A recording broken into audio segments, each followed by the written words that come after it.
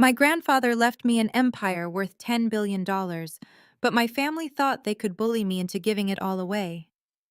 When I refused, my own parents threw my belongings onto the lawn in the pouring rain. They thought they had won. They thought a simple forensic accountant could not fight back against a ruthless hedge fund manager and a family of Manhattan elites. But when they showed up at my new Hamptons estate with armed guards to force my hand, the smug smiles melted right off their faces. Because the people standing behind me were not butlers or security guards. They were federal agents with handcuffs. My name is Cassidy, 33 years old, and for my entire life I was the black sheep of the Maxwell family.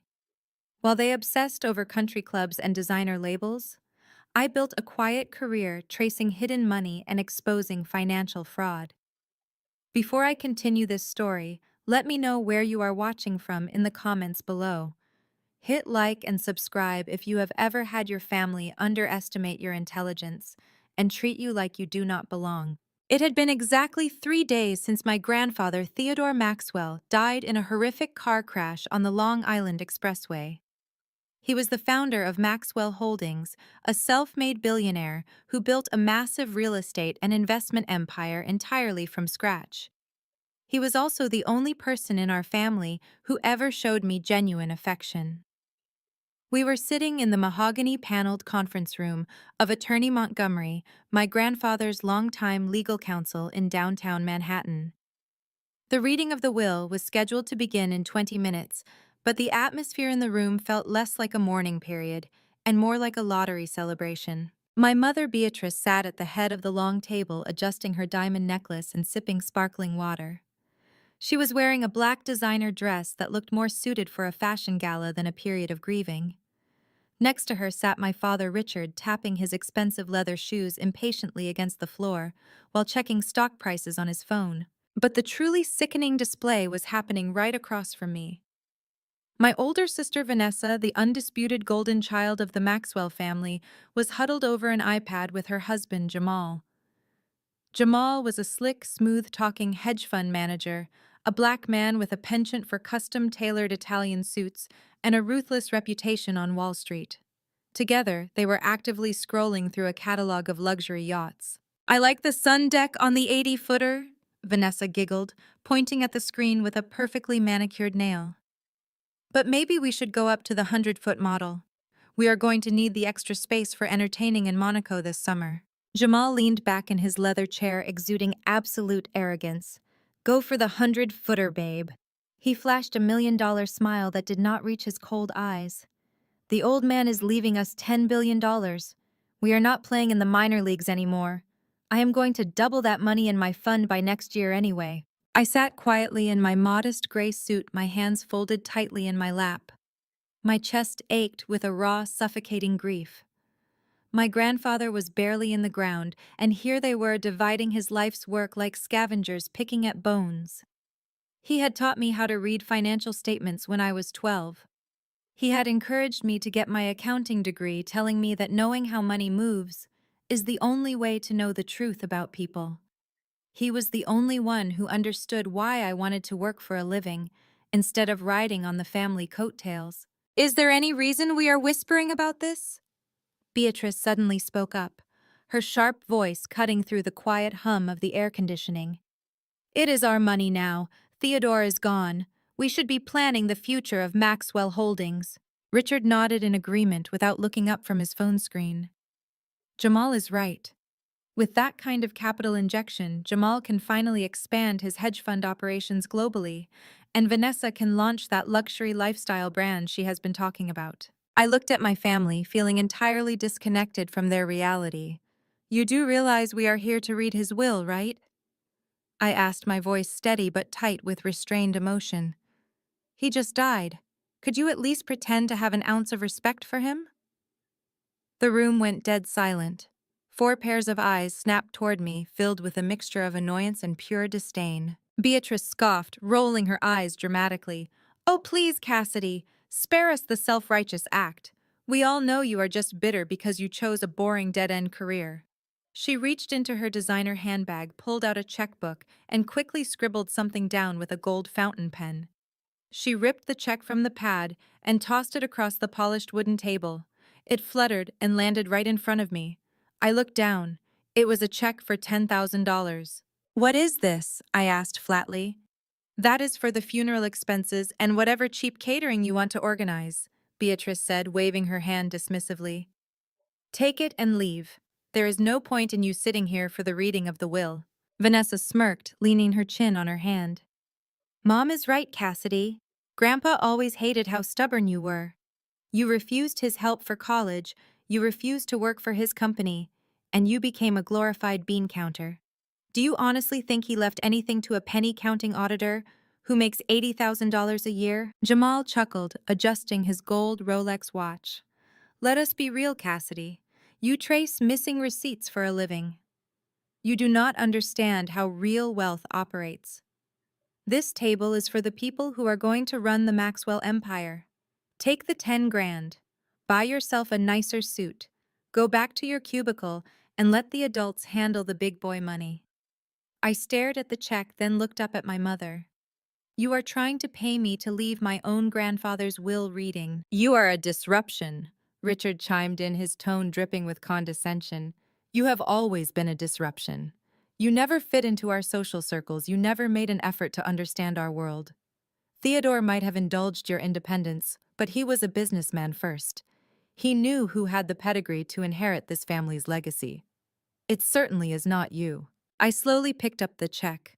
The paper felt heavy, not with value, but with the sheer weight of their entitlement.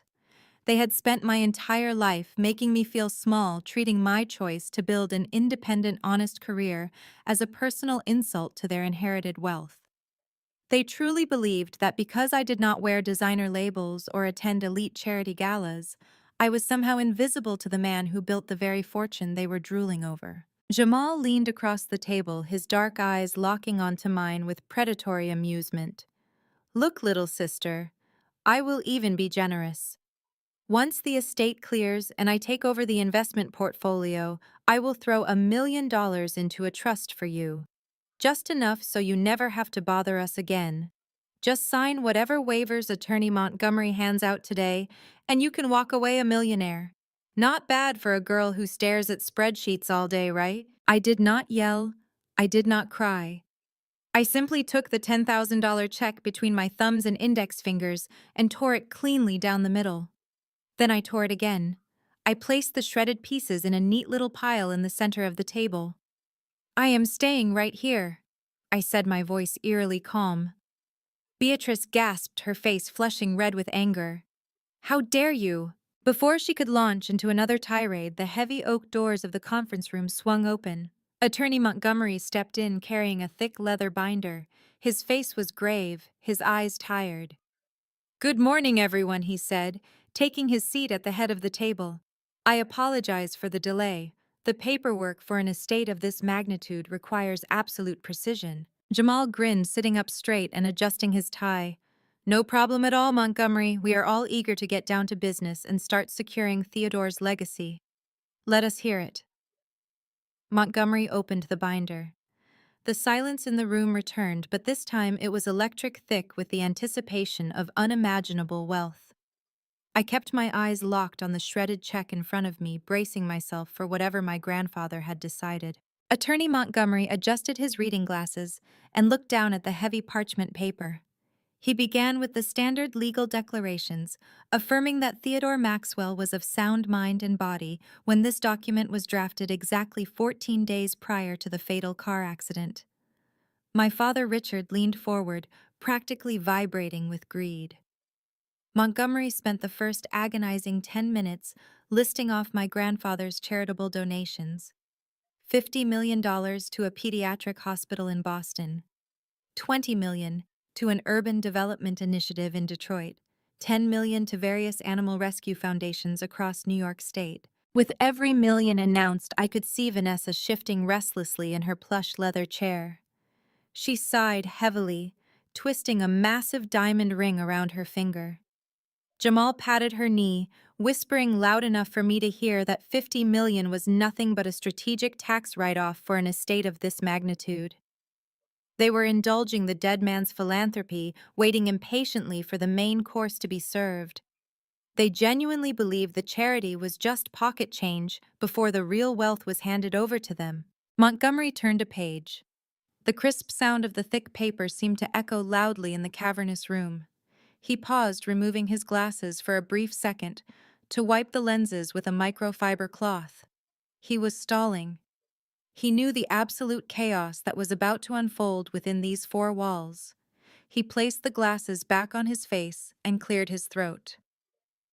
We now come to the specific bequests regarding the immediate family, Montgomery said, his voice dropping an octave. Beatrice sat up perfectly straight, a triumphant, glowing smile blooming on her face. Jamal crossed his arms over his chest, leaning back like a king preparing to receive the keys to his new kingdom. Montgomery read directly from the page. To my daughter Beatrice Maxwell, to my son-in-law Richard Maxwell, to my eldest granddaughter Vanessa, and to her husband Jamal, I leave the sum of one single United States dollar each. The room froze solid. For a span of 10 seconds, nobody took a breath. The central air conditioning hummed softly in the background, amplifying the sudden crushing silence. Jamal let out a short, sharp laugh, shaking his head as he uncrossed his arms. Right, Jamal said, waving his hand dismissively at the lawyer. That is the standard legal phrasing to prevent us from contesting the will later. It just means the main assets are wrapped up in the corporate trust structure. Go on, Montgomery. Skip the formalities. Get to the executive voting rights and the offshore portfolios. Montgomery did not smile. He did not nod. He looked Jamal dead in the eye with the icy, unwavering professionalism of a man who billed $1,000 an hour and tolerated zero disrespect. That is not a placeholder, Jamal, Montgomery said flatly. That is the entirety of your inheritance. $1. The will explicitly stipulates that a physical $1 bill is to be handed to each of you upon my reading of this document to ensure there is no legal ambiguity regarding Theodore's intent. He did not forget to include you in his estate planning. He actively chose to leave you nothing else. Vanessa gasped loudly, her hands flying up to cover her mouth. Beatrice's triumphant smile vanished instantly, replaced by a pale, sickly mask of utter confusion. Richard gripped the edge of the mahogany table so intensely, his knuckles turned pure white. "What are you talking about?" Beatrice demanded, her voice shrill and shaking with sudden panic. "Where is the rest of it? Where is Maxwell Holdings? Where is the Hamptons property?" Montgomery looked back down at the binder. "I will read your father's exact words, Beatrice. Please do not interrupt me again." He took a deep breath, steadying himself. "The entirety of my remaining estate, including 100% of all voting and non-voting shares in Maxwell Holdings, all liquid capital across domestic and international banking institutions, the primary residential estate located in the Hamptons, and all associated physical assets, artwork, and vehicles. I leave solely, exclusively, and irrevocably to my granddaughter Cassidy Maxwell." The silence that followed was absolute. It was a heavy, suffocating vacuum that sucked the oxygen straight out of the room. The smug, arrogant energy that had filled the conference space just moments ago was entirely obliterated, crushed under the weight of those final words. I sat frozen in my chair, my heart slamming violently against my ribs. $10 billion, an entire global corporate empire, the sprawling Hamptons estate, all of it, to me. As a forensic accountant, my brain immediately tried to process the sheer scale of those numbers, but the reality was too massive to compute. My grandfather had not just given me wealth, he had handed me the ultimate weapon.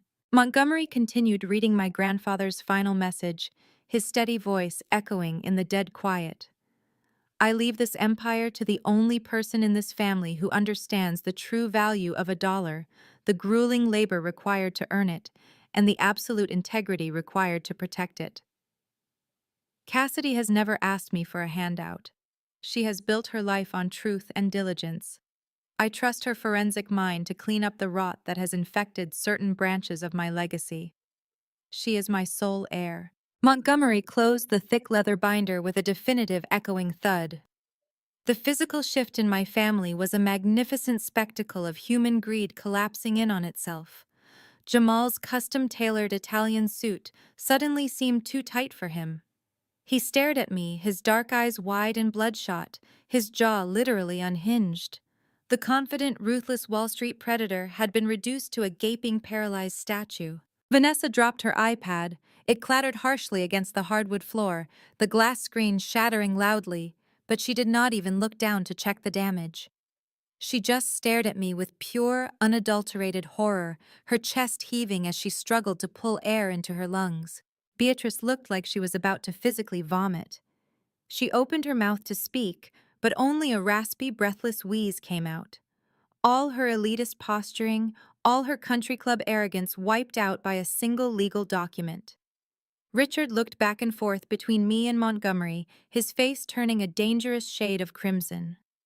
The transition from absolute entitlement to complete devastating shock was total. They had walked into this room expecting to become billionaires, and they were walking out with a single-dollar bill. The deafening silence lasted only a moment before the shockwave hit. The explosion of anger was instantaneous and violent. Richard slammed both of his fists down onto the polished mahogany table with such force that the crystal water glasses rattled, spilling ice water across the expensive wood surface. "This is a total fraud," Richard roared, his face contorting into an ugly mask of rage. "You forged this document. Or worse, you manipulated him." He pointed a trembling accusatory finger directly at my face. My father was 82 years old. He was slipping. His mind was not right. And you opportunistic little parasite, you used your forensic accounting tricks to confuse a senile old man into signing away his entire empire. Beatrice shrieked, finally finding her voice as she stood up, her chair scraping loudly against the floorboards. "Richard is exactly right," she yelled, leaning over the table. "You isolated him. You filled his head with lies about our investments and our lifestyle. You think we do not know what you do for a living. You dig up financial dirt. You probably manufactured some fake report to make us look bad so he would rewrite the will in your favor. I am his only daughter. This wealth is my birthright.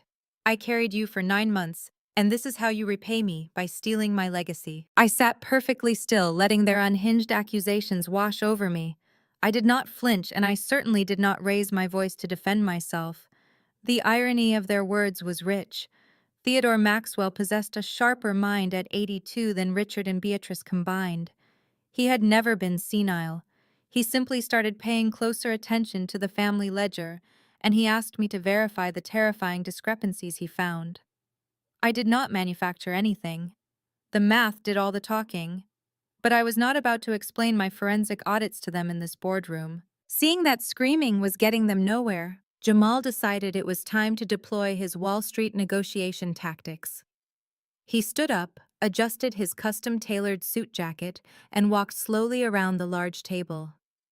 He positioned himself deliberately between my chair and the heavy oak exit doors, using his tall, broad frame to block my path. It was a classic intimidation maneuver, a physical threat designed to make me feel small, helpless, and completely cornered. "Let us all take a breath and approach this rationally," Jamal said, his voice dropping into a smooth, dangerously calm register. He leaned over my chair, placing his large hands heavily on the armrest to physically box me in. I could smell his expensive cologne, sharp and overpowering, attempting to suffocate my personal space. "Cassidy, listen to me very carefully," he continued, a predatory smile returning to his face. "You are playing a very dangerous game, and you are entirely out of your depth. You are a low-level auditor. You review tax returns and catch minor embezzlement for mid-sized companies. You make, $80,000 a year. After taxes and your rent in the city, you are basically living paycheck to paycheck.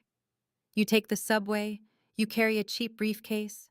You do not have the legal muscle, the capital, or the sheer stamina to fight a war over a $10 billion estate." He leaned his face closer to mine, dropping his voice to a whisper, meant only for me to hear. "If we take this to probate court, my legal team will tie this inheritance up for a decade. We will freeze every single asset. You will drown in legal fees before you ever see a single dime of this money. You will be bankrupt by Christmas." He pulled back slightly, spreading his hands in a gesture of fake benevolence. "So here is what is going to happen.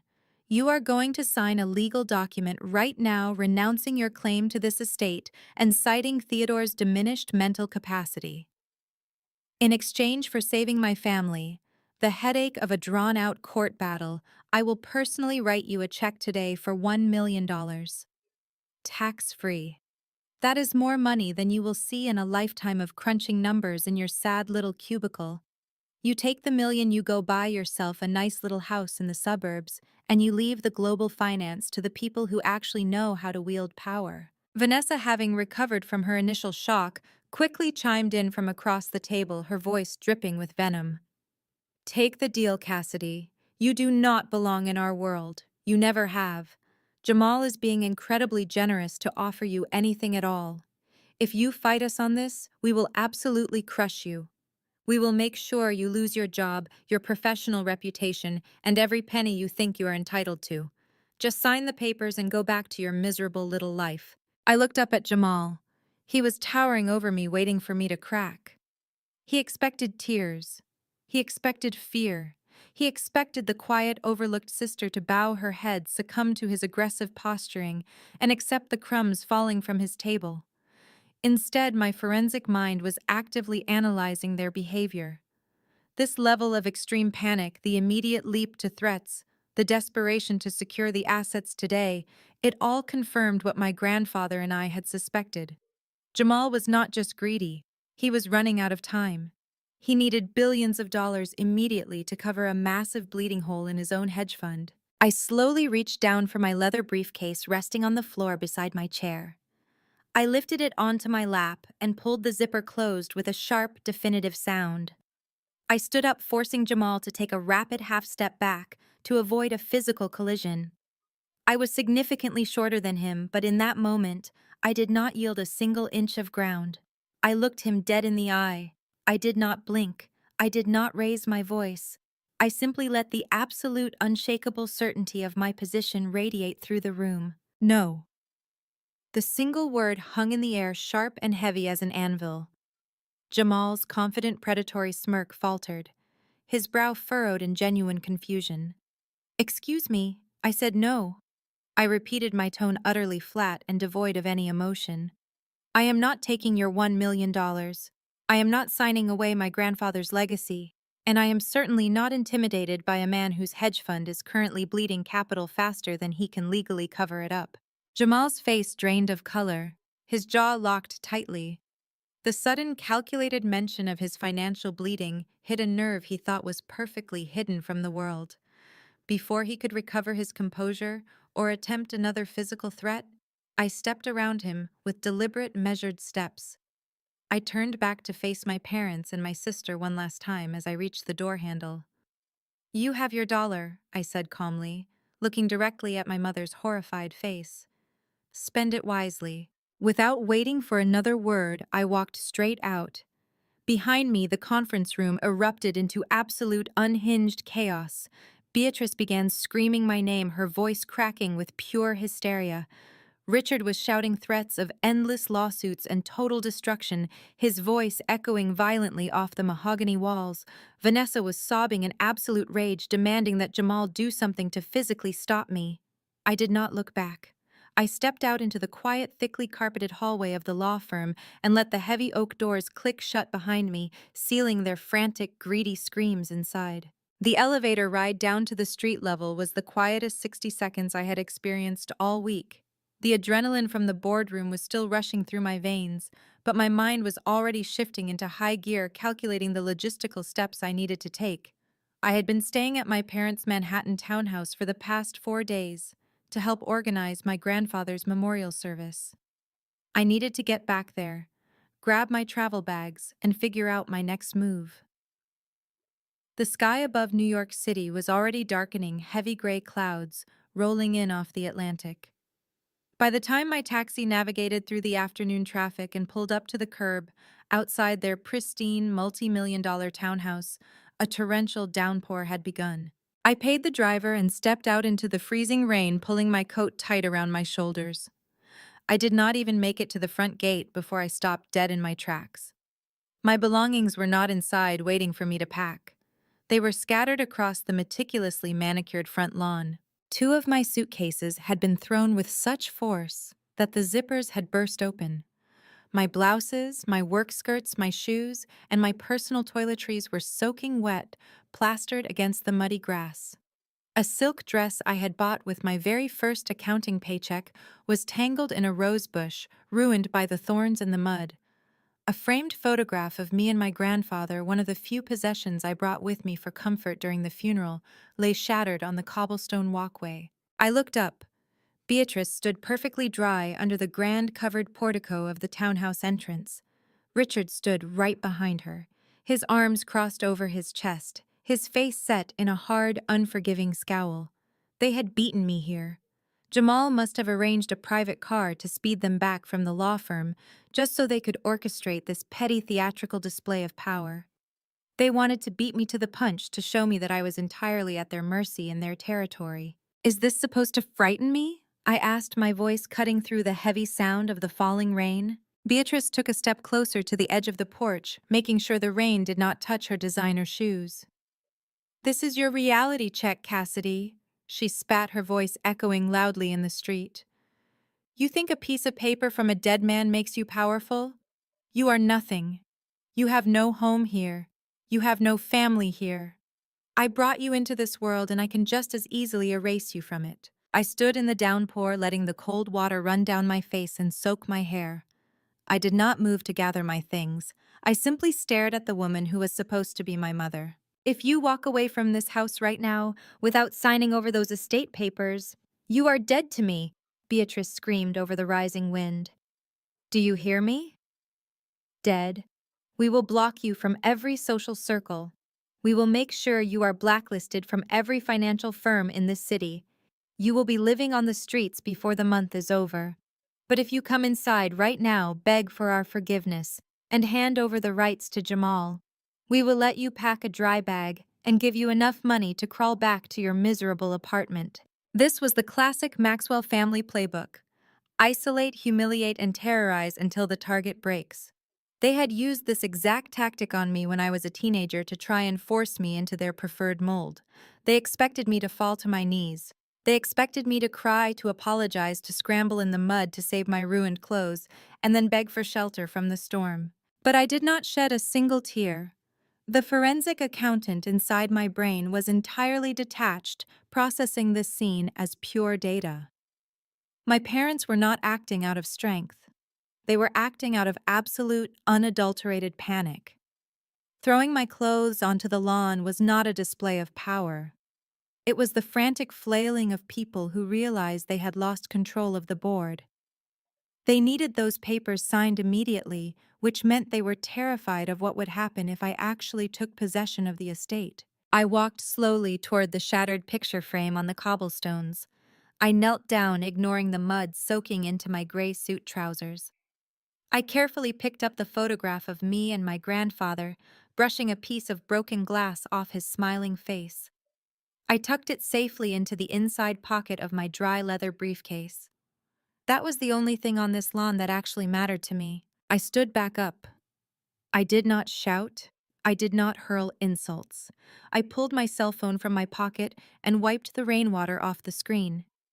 I opened my ride-sharing app and selected an Uber Black. "What are you doing?" Richard barked from the porch, his authoritative posture faltering slightly at my total lack of hysteria. "Did you not hear your mother pick up your trash and get out of our sight?" "I am booking a ride," I replied evenly, my eyes focused on the screen. "And I am leaving the trash right where it is. You can pay your housekeeper to clean up your mess." Beatrice let out a harsh, mocking laugh. "A ride to where your cramped little rental in the city. Good luck paying your rent when Jamal freezes your bank accounts by tomorrow morning." I looked up from my phone, locking eyes with my mother through the curtain of heavy rain. "I am not going back to my rental, Beatrice." A sleek black luxury SUV rounded the corner and glided smoothly to a halt right at the curb beside me. The driver stepped out, opening an umbrella, ready to assist me with the bags scattered on the grass. I raised my hand to stop him. "Leave the bags," I told the driver. "I will not be needing them." I walked toward the open door of the SUV, then paused and looked back at my parents. They were staring at me, bewildered by my absolute calm. The satisfying realization that their ultimate punishment had completely failed to break me was beginning to register on their faces. "Where are you going?" Beatrice demanded, her voice losing its venom, replaced by a sudden creeping anxiety. I slid into the plush leather seat of the SUV and looked out the window at them. "I am going home," I said clearly. "To my $10 billion estate in the Hamptons. Do not ever contact me again." I pulled the heavy car door shut. As the driver put the vehicle into gear and pulled away from the curb, I looked through the rain-streaked window. Beatrice and Richard were left standing on the porch, completely frozen, staring at the empty space where I had just been. They had intended to leave me homeless and broken in the rain. Instead, they had just watched me walk away with a multi-billion-dollar empire without shedding a single tear. The war had officially begun, and they had just handed me all the motivation I needed to finish it. The 2-hour drive east from Manhattan to the Hamptons gave me time to dry off and let the adrenaline settle into cold focus. The rain battered against the tinted windows of the luxury SUV, but inside the climate control hummed a steady, quiet rhythm. When we finally turned onto the private coastal road, the massive wrought iron gates of my grandfather's estate loomed ahead in the darkness. I rolled down my window, ignoring the freezing rain, and pressed my thumb against the biometric scanner mounted on the stone pillar. A tiny green light flashed. The heavy metal gates swung open smoothly. The driver navigated the long, winding driveway lined with ancient oak trees until the massive stone facade of the mansion came into view. I thanked him, stepped out into the storm, and unlocked the heavy front doors. I stepped into the grand foyer and locked the doors behind me. The silence inside the mansion was absolute. It was a sprawling 30-room estate that usually bustled with groundskeepers and private chefs during the summer months, but tonight it was entirely empty. I reached out and flipped the master switch. A series of crystal chandeliers illuminated the massive marble entryway, casting a warm golden glow over the sweeping double staircase. My wet shoes squeaked slightly against the pristine stone floor. I was freezing, my suit was ruined, and I had exactly 0 physical luggage to my name. Yet standing in the center of a property worth more than most people could earn in 100 lifetimes, I had never felt more secure. This was not just a house, it was a fortress. And it was mine. I walked slowly down the long eastern corridor, my fingertips trailing along the expensive silk wallpaper. Every corner of this house held a piece of Theodore Maxwell. Passing by the formal drawing room, my eyes landed on a worn, leather armchair near the massive stone fireplace. It was the exact spot where I had sat 10 years ago, gripping a stack of student loan documents. I remembered my grandfather trying to hand me a blank check to cover my tuition and my accounting certification exams. I had pushed the check back across the coffee table.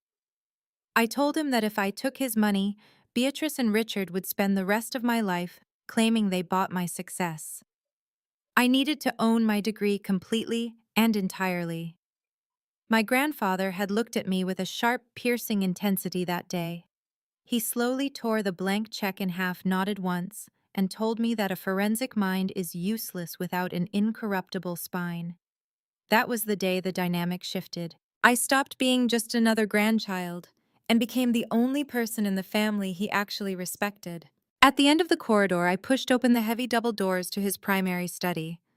The room smelled faintly of his expensive cigars and old paper. The massive mahogany desk sat exactly as he left it, illuminated by the sudden flashes of lightning outside the floor-to-ceiling windows. I walked around the desk and ran my hand over the leather writing pad. Sitting right in the center was a thick black leather-bound ledger. It was the private accounting book he used to track the family foundation. Seeing that ledger instantly pulled me back to a humid afternoon last August. Jamal had cornered my grandfather in this very room, aggressively pitching a massive capital injection for a new offshore hedge fund venture. Jamal was throwing around aggressive financial buzzwords promising triple-digit returns and sliding glossy spiral-bound pitch decks across this exact desk. After Jamal left the room, confident he had secured a massive investment, my grandfather had called me inside. He handed me the pitch deck and asked me to look at the math. It took my forensic training exactly 20 minutes to spot the rot. The revenue projections were artificially inflated. The liabilities were buried in a labyrinth of shell companies and mezzanine financing structures. The whole portfolio was structured exactly like a classic Ponzi scheme. I showed my grandfather the hidden debt traps. I showed him how Jamal was using new investor capital to pay off old returns, disguising phantom assets as legitimate revenue. When I circled the damning numbers with a red pen, my grandfather did not look angry. He looked terrified. I stood in the quiet study staring down at the black ledger. Theodore Maxwell had built an empire from the ground up. He knew how to spot a bad deal, but he had trusted his family. He had trusted Vanessa and her flashy, smooth-talking husband. When I proved that Jamal was siphoning money through ghost accounts, it broke my grandfather's heart, but it also woke him up. He realized the parasites were already inside the house. I pulled the heavy leather chair out and sat behind the mahogany desk. I opened the black ledger. The final pages were filled with my grandfather's frantic, cramped handwriting. There were long lists of routing numbers, dates of massive wire transfers that Jamal had authorized without permission. And at the very bottom of the last page, a single line written in red ink caught my eye. The combination is not in the numbers. It is in the blood. I closed the ledger, my pulse quickening as the realization washed over me. Theodore Maxwell was a paranoid, brilliant man. He would never leave the real evidence just lying on a desk where anyone could find it. He had hidden it securely. I stood up from the chair and turned to look at the massive oil paintings lining the walls of the study. The real battle was just beginning, and I needed to find the ammunition he had left behind for me. I slowly stepped away from the mahogany desk, my eyes scanning the perimeter of the dimly lit study. The phrase from the ledger echoed in my mind. The combination is not in the numbers, it is in the blood. My grandfather never spoke in riddles unless he was actively trying to bypass surveillance. He built his empire in an era where handshakes mattered, but he adapted to the digital age with a terrifying paranoia. He knew Jamal had access to his digital networks. He knew Beatrice would comb through his paper files. If he had hidden the ultimate proof of their financial crimes, it had to be somewhere physical, somewhere strictly locked away from the greedy hands of his own children. I approached the eastern wall of the study, which was lined with massive gold-framed oil paintings. Most of them were generic maritime landscapes, expensive but impersonal. I walked past a rendering of a 19th-century clipper ship and a portrait of the original Maxwell Holdings office building. Then I stopped in front of a painting that felt entirely out of place. It was a simple, relatively unpolished portrait of my grandmother, the woman who passed away before I was born. My mother and sister hated this painting. They thought it looked cheap and clashed with the elite curated aesthetic of the Hamptons estate. They had repeatedly begged him to move it to the attic. He had fiercely refused. I stared at the portrait, remembering a quiet afternoon years ago. My grandfather had caught me admiring it and told me that blood and loyalty were the only two currencies that survived inflation. I reached out, pressing my palms against the heavy gilded frame. I pushed gently to the left. It did not budge. I applied upward pressure, then pulled slightly on the right edge. With a soft hydraulic hiss, the entire portrait swung outward on a set of concealed, heavy-duty hinges. Behind the canvas, carved directly into the original stone masonry of the mansion, was a sleek, matte black steel vault. It was a high-security safe, completely flush with the wall lacking any visible keyhole dial or digital keypad. There was only a small recessed square of dark glass in the center, a biometric scanner. The combination is not in the numbers, it is in the blood. My breath caught in my throat as the sheer brilliance of his paranoia washed over me. He had not left a numeric code that Jamal could hack or Beatrice could guess. He had locked the truth behind a biological wall. But my grandfather was dead. His biometrics were gone, unless he had prepared for exactly this scenario. Unless he knew his time was running out. My hands were trembling slightly, still chilled from the freezing rain I had endured in Manhattan. I wiped my right index finger on the dry fabric of my ruined suit jacket to ensure there was no moisture. I took a deep breath, raised my hand, and pressed my thumb firmly against the dark glass square. For 3 agonizing seconds, nothing happened. The silence in the study was absolute, save for the violent crashing of the storm against the windows behind me. My heart hammered against my ribs. If this did not work, the trail ended here. If he had not programmed my print into the master security system, I was sitting in a $10 billion fortress with no ammunition to fight the war that was coming to my doorstep by morning. Then the dark glass illuminated with a sharp blue scanning laser. The light swept across my thumbprint once, twice, and a third time. A small green light blinked at the top corner of the steel box. A heavy, satisfying mechanical clunk echoed from deep within the wall as the internal locking bolts retracted. The thick steel door popped open a fraction of an inch.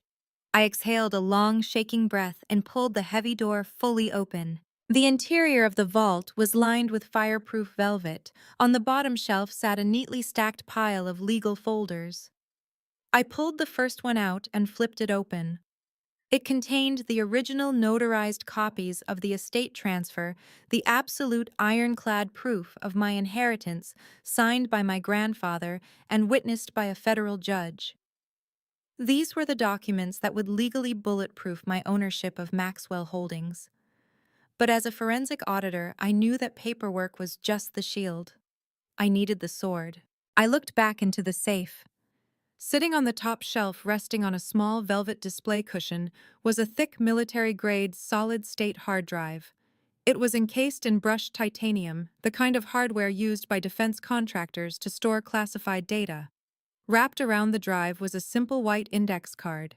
I reached in and picked up the heavy device. I slid the index card off and turned it over.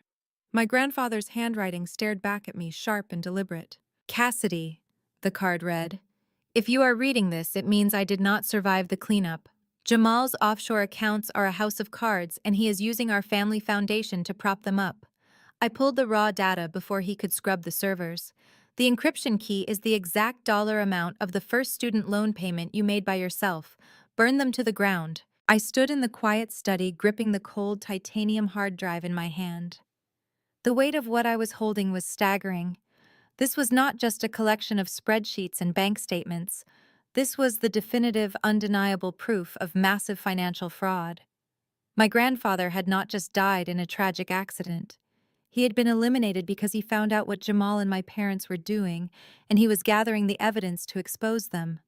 They had orchestrated his death to cover their tracks, believing they could simply inherit his empire and use his billions to plug the bleeding holes in their own illegal schemes. They thought they had won. They thought getting rid of Theodore Maxwell meant their secrets were buried forever. They had no idea that he had passed the torch to the only person in the family equipped to dissect their financial crimes piece by piece. I walked back to the mahogany desk and powered up the high-end desktop computer sitting in the corner. I plugged the encrypted hard drive into the secure port. A password prompt immediately flashed on the screen demanding the decryption key. I did not even have to check my personal records. I knew that number by heart. It was the exact amount I had scraped together from working double shifts at a campus coffee shop, the first payment I made to ensure I owed my family absolutely nothing. I typed the numbers in and hit enter. The progress bar flashed green and the drive unlocked. A massive directory of folders populated the screen. Offshore wire transfers, shell company registrations, forged signature logs, and terrifying communication records. I sat down in my grandfather's leather chair, the glow of the monitor illuminating the dark study. The forensic accountant took over completely. I cracked my knuckles and began to dig through the digital graveyard my grandfather had left me. I was going to find every single stolen dollar, every illegal wire transfer, and every lie they had ever told, and I was going to use it to rip their entire world apart. The raw data on the titanium drive was a massive tangled web of financial obfuscation. My grandfather had managed to download the core transaction logs from Jamal's servers, but raw logs are just noise without the right translation. I pulled my personal laptop from my briefcase, booted up my specialized forensic accounting suite, and bridged the connection via a secure encrypted cable. I imported the millions of rows of transaction data into a visualization mapping tool. I needed to see exactly how the blood flowed through this corrupt financial body. As the software processed the ledgers organizing routing numbers and offshore wire transfers, a horrifying picture began to render on my screen. This was not a case of simple mismanagement or a few bad market bets. Jamal had constructed a textbook Ponzi scheme scaled up to an institutional level. He had been promising his high net worth clients consistent double-digit returns in a volatile market. For the first 2 years, it looked like he was a Wall Street genius, but the math never lies. He was not generating actual profits. He was simply taking the massive capital injections from his newest investors and using them to pay the aggressive returns he had promised to his oldest clients. I ran a secondary script to isolate the funding streams. The screen lit up with a sprawling network of shell companies registered in the Cayman Islands, Cyprus, and Delaware. Jamal had layered the transactions beautifully, bouncing the money through dummy corporations to wash the origin before depositing it into the hedge fund's primary liquidity accounts. It was a sophisticated integration phase designed to fool standard tax audits. But forensic accounting looks for the gaps, the phantom yields that have no underlying asset generating the cash. Jamal had run out of new investors 6 months ago. The pyramid was collapsing, and he needed a massive influx of cash to keep his early investors from triggering a run on the fund. That was where my parents came in. I opened a folder labeled Foundation Transfers. My stomach churned as I read the authorization signatures on the digital PDF files. Richard and Beatrice Maxwell, my parents. They were the primary board members of the Maxwell Family Charitable Foundation, a tax-exempt entity my grandfather had funded with hundreds of millions of dollars, meant for cancer research, housing development, and education grants. The documents showed that starting last October, my parents had authorized a series of emergency loans from the charitable foundation to a holding company named Vanguard Apex. I cross-referenced the holding company's tax identification number with Jamal's network. It was a direct pipeline. My parents had knowingly embezzled over $100 million from a federally registered charity to prop up their son-in-law's collapsing Ponzi scheme. They did not just turn a blind eye. They were fully complicit. They had actively participated in federal wire fraud, tax evasion, and the embezzlement of nonprofit funds. I stared at the digital signatures of the people who had raised me, the people who had thrown my clothes into the freezing rain just hours ago, telling me I was a worthless disappointment. They had draped themselves in designer clothes and country club elitism while literally stealing from dying children to finance their luxury yachts and vanity lifestyle brands. I dug deeper into the audit trails my grandfather had assembled. He had noticed the liquidity drain in the foundation during his quarterly review. Theodore Maxwell was old school. He did not confront them immediately. He hired private investigators and forensic data analysts to quietly shadow the money. He built an airtight case. He had compiled the bank routing numbers, the IP addresses used to authorize the illegal transfers, and the falsified K-1 schedules Jamal had been distributing to his wealthy victims. The depth of their betrayal was staggering. My parents had leveraged the Maxwell name to give Jamal credibility in elite circles. They had used my grandfather's pristine reputation to lure in new investors, effectively making the Maxwell family the face of a massive criminal enterprise. If the Securities and Exchange Commission or the FBI caught wind of this, without proper context, the entire Maxwell legacy would be destroyed. The federal government would freeze every asset, seize the properties, and drag my grandfather's name through the mud. That was why Theodore rewrote his will. He realized his own daughter and son-in-law were parasites preparing to bleed his empire dry to save themselves from federal prison. By leaving everything solely to me, a licensed forensic auditor, he was giving me the legal authority and the capital required to firewall the legitimate Maxwell businesses from Jamal's toxic hedge fund. He knew I was the only one ruthless enough and clean enough to sever the infected limb before it killed the host. I exported the most damning transaction logs and began compiling a master dossier. I organized the evidence into clear, undeniable categories: wire fraud, embezzlement, securities fraud, conspiracy to commit money laundering. Every single file I dragged into the dossier was a nail in their collective coffin. The data mapping software had built an indisputable roadmap of their guilt, complete with timestamps and internal company communications, where Richard and Jamal discussed covering up the missing foundation money. But as I reviewed the final batch of offshore transfers, I noticed an anomaly, a gaping, bleeding hole in Jamal's ledger that did not make sense. Even with the 100 million stolen from the charity, the numbers did not balance. Jamal had been making massive regular payments to an unlisted, unverified offshore entity. These were not returns paid to angry hedge fund clients. These were structured, aggressive wire transfers that bypassed standard banking protocols. They looked exactly like extortion. I leaned closer to the monitor, the blue light reflecting in the dark study. The forensic puzzle was shifting rapidly. My family had not just stolen from a charity to keep up appearances. They were funneling millions into a black hole, and the entity on the receiving end was draining them dry. The sheer panic they displayed today, the desperation to force me to sign over a $10 billion estate, was not just about maintaining their lavish lifestyle or keeping the SEC off their backs. They were running for their lives. I just needed to find out who was chasing them. I sat back in the leather chair, staring at the financial labyrinth mapped out on my screen. The embezzlement was undeniable. The Ponzi scheme was a ticking time bomb. But as I scrubbed through the final batch of data, a chilling pattern emerged. The extortion payments Jamal was making, the millions funneled into that black hole, were timed perfectly with shifts in my grandfather's audit schedule. My grandfather was not just investigating Jamal's hedge fund. He was actively preparing to dismantle it. I opened a folder labeled Federal Communications. Inside were draft emails addressed to the Director of Enforcement at the Securities and Exchange Commission and the special agent in charge at the FBI's Economic Crimes Division in New York. The drafts detailed the fraudulent activity, the misappropriation of foundation funds, and explicitly named Jamal, Richard, and Beatrice as the primary architects. But there was something else, a subfolder titled The Cleanup. I clicked it open.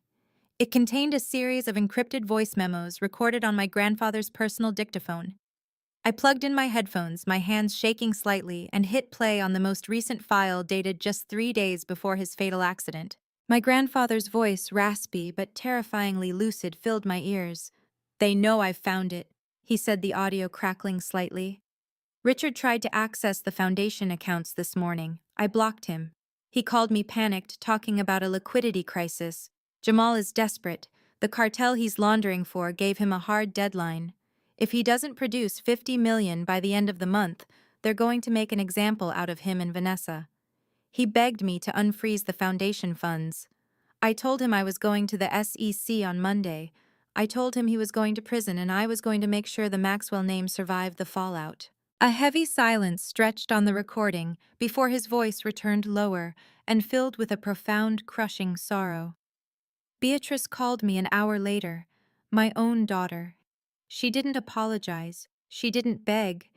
She told me that if I went to the feds, I would destroy the family. I told her the family was already destroyed. She said I was leaving them no choice." I stopped the recording. The words hung in the air, cold and definitive. Leaving them no choice. I opened the next file, a PDF, containing a private investigator's report on a man named Elias Thorne. The report detailed Thorne's extensive criminal record, primarily involving vehicular sabotage and staged accidents for high-profile clients trying to collect insurance payouts. There was a bank routing number highlighted in red at the bottom of the page. I quickly ran that routing number through my forensic software, cross-referencing it with Jamal's offshore accounts. The match was instantaneous. 2 days before my grandfather's car careened off the Long Island Expressway, an offshore shell company controlled by Jamal wired $200,000 into an account linked to Elias Thorne. My stomach churned violently. It was not an accident. It was a hit. Jamal and my parents knew my grandfather was going to the feds on Monday. They knew the $50 million cartel deadline was looming. They realized they could not talk him out of it, and they could not access the foundation funds as long as he was alive and in control. So they paid a professional mechanic $200,000 to cut the brake lines on his vintage Aston Martin. They murdered him. They murdered my grandfather to silence him to stop the SEC investigation and to seize control of his $10 billion estate so they could pay off a cartel and continue funding their lavish, fraudulent lifestyle. The grief I had been suppressing since the funeral finally broke through, morphing instantly into a white-hot, consuming rage. They had not just stolen from a charity. They had not just humiliated me and thrown my belongings into the freezing rain. They had killed the only person in this family who ever loved me, the man who built the empire they were trying to steal. I looked at the digital trail mapping their guilt. It was an airtight case for murder conspiracy and massive financial fraud, but I also knew the reality of the American justice system. If I simply handed this hard drive to the local police, Jamal would hire an army of high-priced defense attorneys. They would tie up the evidence in jurisdictional disputes, claim the hard drive was tampered with, and drag the process out for years. Meanwhile, they would use the media to paint me as a disgruntled, estranged granddaughter trying to frame them for money. I needed a strike so precise, so overwhelmingly destructive, that they would have zero time to react. I needed to trap them in a situation where their own arrogance would be their undoing. I pulled up the draft emails my grandfather had prepared for the SEC and the FBI. He had laid the groundwork, but he hadn't pulled the trigger. I was going to finish what he started, but I was going to do it on my terms. I drafted a new email bypassing the general tips line and targeting a very specific contact I had cultivated during my years as a forensic auditor special agent, Marcus Keller, at the FBI's Economic Crimes Division. Keller was ruthless, efficient, and hated Wall Street fraudsters more than anyone I knew. I attached a highly condensed, undeniable summary of the Ponzi scheme, the foundation embezzlement, the cartel debt, and the wire transfer to Elias Thorne.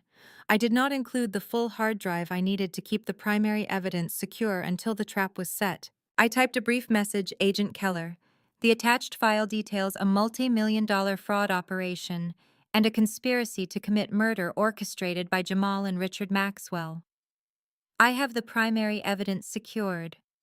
They are currently attempting to seize a $10 billion estate to cover a $50 million cartel debt. I am setting a trap at the Maxwell Hamptons estate. I need a federal strike team, and I need them tomorrow morning. I hit send. The forensic accountant had gathered the data. Now it was time to orchestrate the execution. The exhaustion of this past 24 hours finally caught up with me. I closed the laptop, letting the quiet hum of the Hamptons estate lull me into a brief, dreamless sleep right there in my grandfather's leather chair. When I opened my eyes, pale morning light was filtering through the heavy rain clouds outside the floor-to-ceiling windows. The storm had passed, leaving behind a cold gray dawn. I stretched my stiff muscles and walked to the kitchen to brew a pot of coffee, my mind already running through the checklist of tasks for the day. First on the agenda was securing funds to hire private security for the estate until the federal agents arrived. I pulled out my phone and opened my personal banking application to transfer a retainer fee. The screen loaded for a second before flashing a stark red error message. Access denied. Please contact customer service. I frowned, tapping the screen to refresh the page. The same error appeared. I switched to the application for my secondary checking account, the one I used for business expenses. It threw the exact same code. A cold sensation prickled at the base of my neck. I quickly navigated to the secure web portal Attorney Montgomery had set up for me yesterday afternoon, which contained the immediate liquidity trust funds from the Maxwell estate. I typed in my credentials, hit enter, and watched as a formal legal notice populated the screen. Account suspended. Pending judicial review. I set my phone down on the marble kitchen island, my forensic mind instantly dissecting the situation. A standard bank freeze takes days of bureaucratic red tape, and an estate freeze requires a legitimate challenge in probate court with significant evidence. They had bypassed the normal system entirely. I opened my laptop and bypassed my standard internet provider, using an encrypted virtual private network to access the public legal filings for the local county. It did not take long to find the trail. Jamal had not gone through federal channels or the legitimate Manhattan probate courts. He had used his dirty connections on Wall Street to find a corrupt local judge out in a neighboring jurisdiction. They had filed a highly irregular emergency ex parte injunction in the middle of the night. The legal filing was the masterpiece of character assassination. Jamal and my father had submitted sworn affidavits claiming that I was suffering from a severe, acute psychotic break brought on by the grief of my grandfather's sudden death. They alleged that I had violently threatened them during the reading of the will-destroyed property and was currently a danger to myself and the estate. They explicitly requested a temporary conservatorship and an immediate freeze on all financial assets to prevent me from recklessly liquidating the Maxwell empire in a state of clinical delirium. But Jamal did not stop at the courthouse. He knew an injunction could be overturned by noon if I got Montgomery involved. He needed to ensure the freeze stuck immediately. I checked my professional email and found a cascade of automated alerts from financial compliance officers. Jamal had weaponized his status as a high-profile hedge fund manager. He had personally contacted the risk management departments of the major banks, holding my grandfather's liquidity, leaking the fabricated court filing, and spinning a narrative about my supposed mental collapse. In the ultra-conservative world of institutional banking, the mere hint of a psychotic heir attempting to access billions of dollars triggers automatic, non-negotiable security lockdowns. The banks had slammed the vault doors shut to protect themselves from liability. My phone buzzed on the counter, shattering the quiet of the kitchen. A text message illuminated the lock screen. It was from Vanessa. I picked up the device and read the message. How does it feel to be a billionaire who cannot afford a cup of coffee? We told you to take the million, Cassidy. Now you get absolutely nothing. The sheriffs will be there soon to remove you from the property for your own safety. Do not make this harder than it has to be. I stared at the text message. The sheer audacity of her taunt was breathtaking. They truly believed they had cornered me. They thought stripping away my financial access would reduce me to a terrified, helpless victim, just like when I was a teenager dependent on their conditional allowance. They expected me to call them begging for a truce, pleading for access to my own money so I could buy food and hire a lawyer. They wanted me broken, compliant, and desperate. I did not reply to Vanessa. I simply set the phone face down on the counter. A slow, dangerous smile crept across my face. If I were a normal heir, this aggressive financial strangulation would be devastating. A normal person would panic, call their attorney in tears, and spend the next 48 hours trapped in a bureaucratic nightmare trying to lift the freeze while the family moved in for the kill.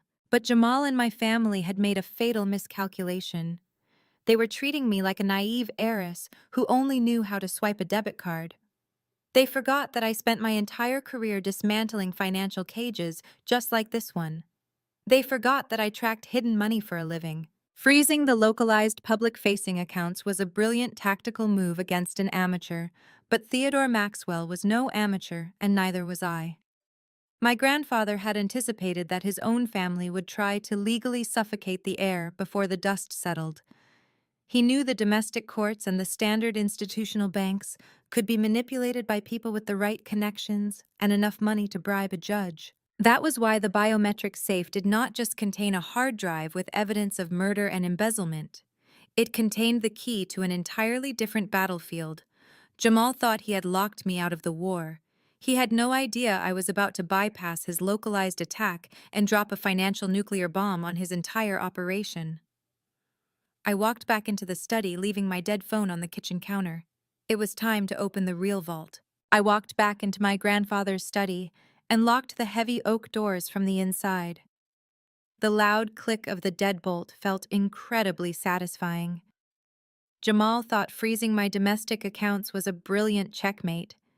He truly believed he had cut off my oxygen supply and left me defenseless. He did not realize my grandfather had spent 50 years building a financial fortress designed specifically to withstand a siege from his own greedy offspring. I retrieved the titanium hard drive and the physical documents I had pulled from the biometric safe the night before. Beneath the stack of estate transfers lay a thin black leather notebook I had not yet examined closely. I opened it flat on the expansive mahogany desk. The crisp pages were filled with handwritten alphanumeric codes, internet protocol addresses, and routing numbers tied to banking institutions in Zurich, the Cayman Islands, and Singapore. This was Theodore Maxwell's ghost network. These were offshore shell companies completely insulated from the American judicial system and entirely immune to a forged local injunction from a corrupt county judge. I booted up my secondary forensic laptop, a machine I kept completely scrubbed of personal identifiers and equipped with military-grade encryption protocols. I established a secure connection through multiple proxy servers, masking my location to appear as if I were logging in from a corporate terminal in Geneva. I navigated to the portal of a highly exclusive Swiss private bank. The login screen did not ask for a username or a simple password. It asked for a sequence of secure token keys. I typed in the 12-digit alphanumeric code from the black notebook, followed by a secondary password my grandfather had memorized and passed down to me in a casual conversation years ago. The screen turned green. Access granted. The dashboard populated with a stunning array of decentralized trust accounts. I was looking at a reserve holding $50 million in completely liquid, untraceable capital. Jamal could freeze my checking account all he wanted. He could not touch a single cent of this.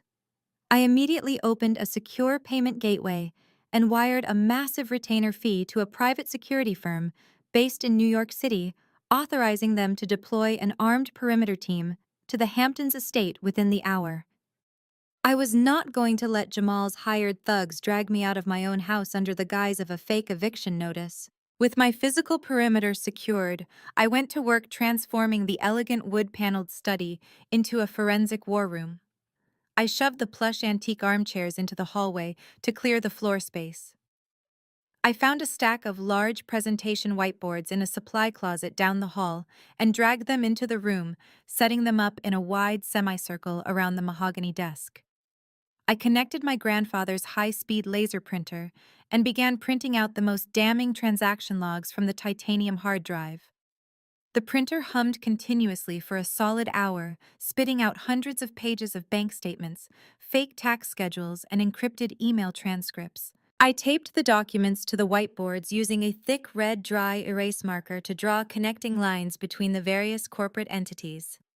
My forensic mind entered a state of absolute hyper-focused flow. I was no longer a grieving granddaughter or a rejected child. I was an apex predator in my natural habitat tracking prey that had left a massive bleeding trail of digital footprints. I mapped out the entire anatomy of Jamal's financial crimes, step by agonizing step. On the left whiteboard, I charted the Maxwell Family Charitable Foundation.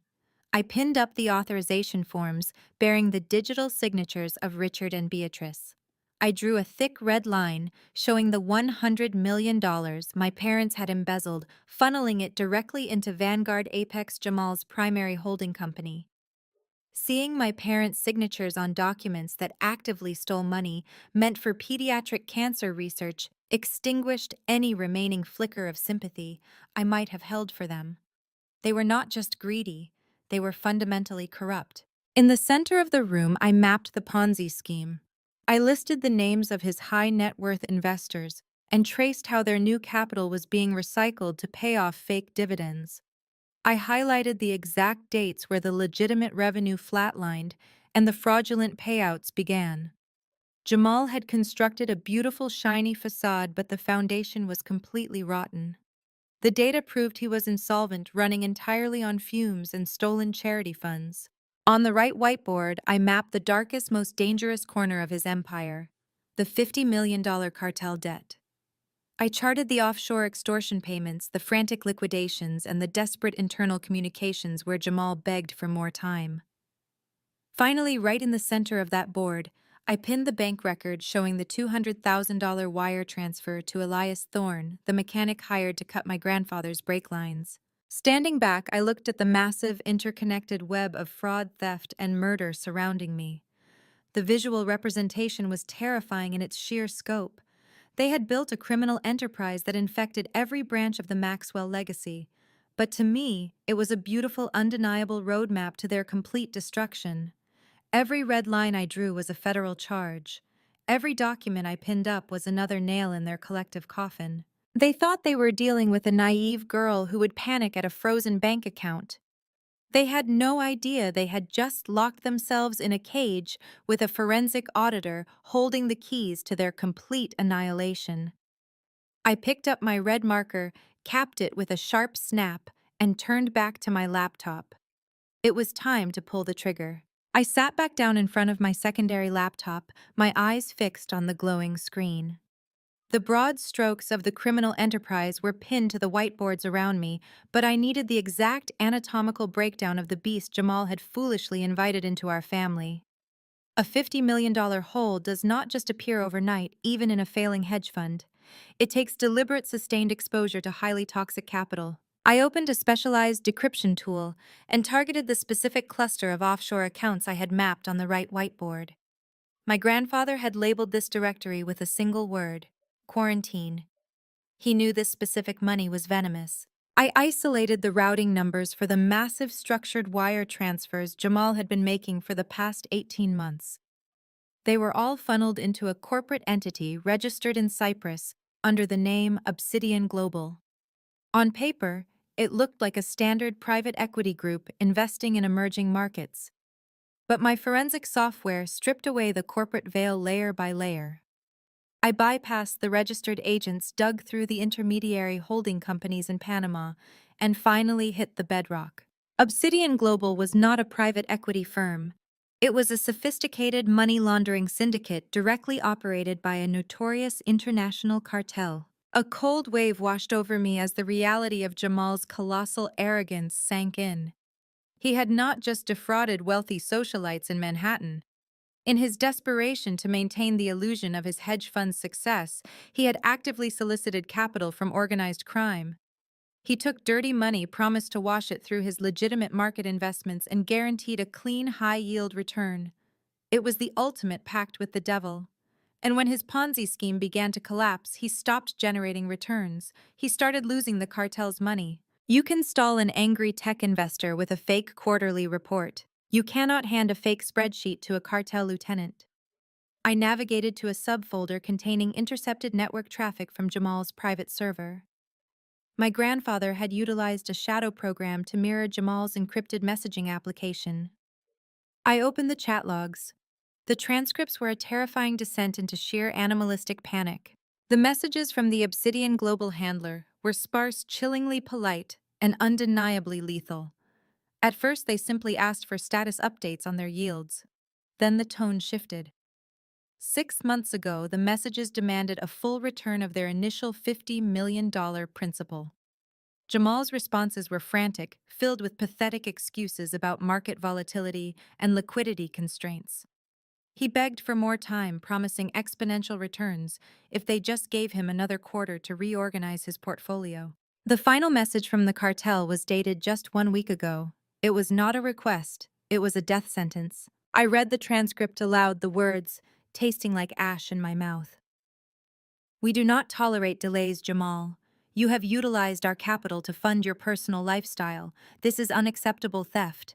You have until Friday at midnight Eastern Standard Time to wire the full $50 million to the designated account. If the funds do not clear, we will not send lawyers. We will send our collection team to your residence. Your wife, Vanessa, will be held accountable alongside you. Do not test our resolve. I checked the calendar on my laptop. Friday at midnight. That was exactly 48 hours from now. The revelation hit me like a physical strike to the chest. The entire scene at Attorney Montgomery's office suddenly made perfect sense. The smug attitudes, the iPad browsing for luxury yachts, the arrogant laughter, it was all a desperate, meticulously constructed theatrical performance. Jamal and Vanessa were not casually planning a summer in Monaco. They were staring down the barrel of a loaded gun, sweating in sheer terror, putting on a brave face to ensure the lawyer suspected nothing. They needed my grandfather's $10 billion estate to unlock the $50 million in liquid cash required to save their own lives. When Montgomery announced that the entire empire belonged to me, he was not just cutting them out of a fortune, he was signing their death warrants. That was why Richard and Beatrice were so hysterical. That was why they had murdered my grandfather by cutting the brakes on his car. Theodore Maxwell was going to the federal authorities, which would have instantly frozen every single account tied to the family including the foundation funds Jamal desperately needed to pay off the cartel. They killed the patriarch of our family not just out of greed, but out of pure, unadulterated survival instinct. They thought eliminating him would give them immediate control of the capital. Instead, he had bypassed them entirely and handed the keys to me. I stared at the chat logs, feeling a strange, hollow sensation in my chest. My sister and my parents were currently trapped in a burning building of their own making. If I signed over the estate papers, they would instantly wire the money to Cyprus, save themselves from the cartel, and then systematically destroy my life to ensure I could never expose them. If I held my ground, the cartel would execute Jamal and Vanessa by the weekend. A weaker person might have felt a surge of familial duty.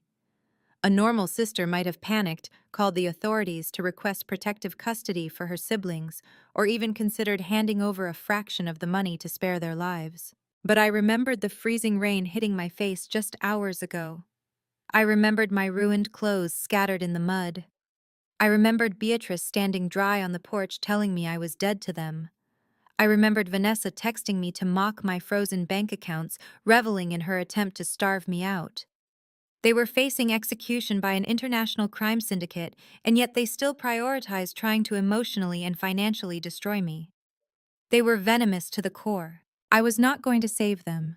They had dug their own graves, and they had filled them with the stolen money of cancer patients and the blood of my grandfather. I was simply going to ensure that when the hammer fell, it fell exactly where I wanted it to, and the Maxwell empire remained completely untouched by the blast radius. I minimized the chat transcripts and opened a clean, secure terminal window. The deadline was Friday at midnight. Jamal was running out of oxygen, which meant his next move would be reckless, violent, and utterly predictable. He could not wait for a drawn-out legal battle. He could not rely on fake court injunctions. He needed my physical signature on a transfer of assets document, and he needed it today. I cracked my knuckles. My eyes locked on the glowing monitor. It was time to give my brother-in-law exactly what he wanted on a silver platter rigged with federal explosives. I minimized the cartel chat logs and opened my standard public-facing email client. As a forensic auditor, I spent years teaching corporate clients how to secure their communications against corporate espionage. I knew exactly how hackers infiltrated networks, which meant I knew exactly how to leave the front door wide open while making it look like a terrified accident. Jamal was desperate, but he was not stupid. He had likely hired a dark web tech firm to monitor my digital footprint the moment I walked out of the law firm yesterday. They would be tracking my IP address, monitoring my unsecured traffic, waiting for me to make a mistake. I was going to give them a masterpiece of a mistake. I opened a new message addressed to Attorney Montgomery. I did not use the secure portal he had set up for me. I did not use a virtual private network. I routed the connection straight through the standard, easily intercepted commercial wireless network of the Hamptons estate. I even disabled the basic firewall on my router. I wanted the data packets to be so exposed that a first-year computer science student could intercept them. I began to type deliberately, letting my fingers slip to create typos, formatting the message to look like the frantic, terrified ramblings of a woman who had just realized she was in way over her head. Montgomery. The email began. Please respond immediately. Jamal froze all my bank accounts. I cannot access a single dollar. I am trapped out here at the Hamptons property, and I am completely terrified. Beatrice and Richard threw me out in the rain yesterday and threatened to destroy me. I do not know what Jamal is capable of, but my credit cards are declining and the estate funds are locked. I paused, making sure the tone hit that perfect note of absolute desperation. Jamal needed to believe the financial strangulation had worked perfectly. He needed to taste my panic. I continued typing. I have the original physical copies of the will with me. I also found a biometric safe behind a painting in the study. I opened it. Montgomery Grandpa kept ledgers. Physical ledgers tracking all the foundation money and some terrifying offshore transfers. I have them all sitting right here on the desk. I am too scared to drive back to the city to file the will with the probate court today. I am completely alone here. No security, no staff, just me and the original documents. Please tell me what to do. Can I just sign the transfer papers Jamal offered And make this stop, I cannot fight them. Please send help. I read over the draft. It was pathetic. It was the exact psychological profile my family had assigned to me my entire life: weak, easily intimidated, and entirely dependent on others to solve my problems. It confirmed that I had not yet legally filed the will, meaning the estate transfer was not yet a matter of public record. It confirmed I was alone, isolated, and entirely defenseless. Most importantly, it confirmed that the only physical evidence of their financial crimes was sitting on a desk in an empty mansion. It was an irresistible lure. For a man facing execution by an international cartel in less than 48 hours, this email was not just an opportunity, it was absolute salvation. I hovered my cursor over the send button. To make absolutely sure Jamal's surveillance team caught the transmission, I attached a high-resolution photograph of the original will and the black leather ledger resting on the mahogany desk. The metadata embedded in the image file contained the exact GPS coordinates of the Hamptons estate timestamped to the current minute. It was a digital flare gun fired directly into the dark sky. I clicked send. The progress bar zipped across the bottom of the screen, and the email vanished into the ether. I immediately closed the laptop, severing the connection. I did not need to wait for Montgomery to reply. I had already spoken with him through a secure satellite phone channel hours ago, warning him to ignore any unencrypted communications from my public addresses.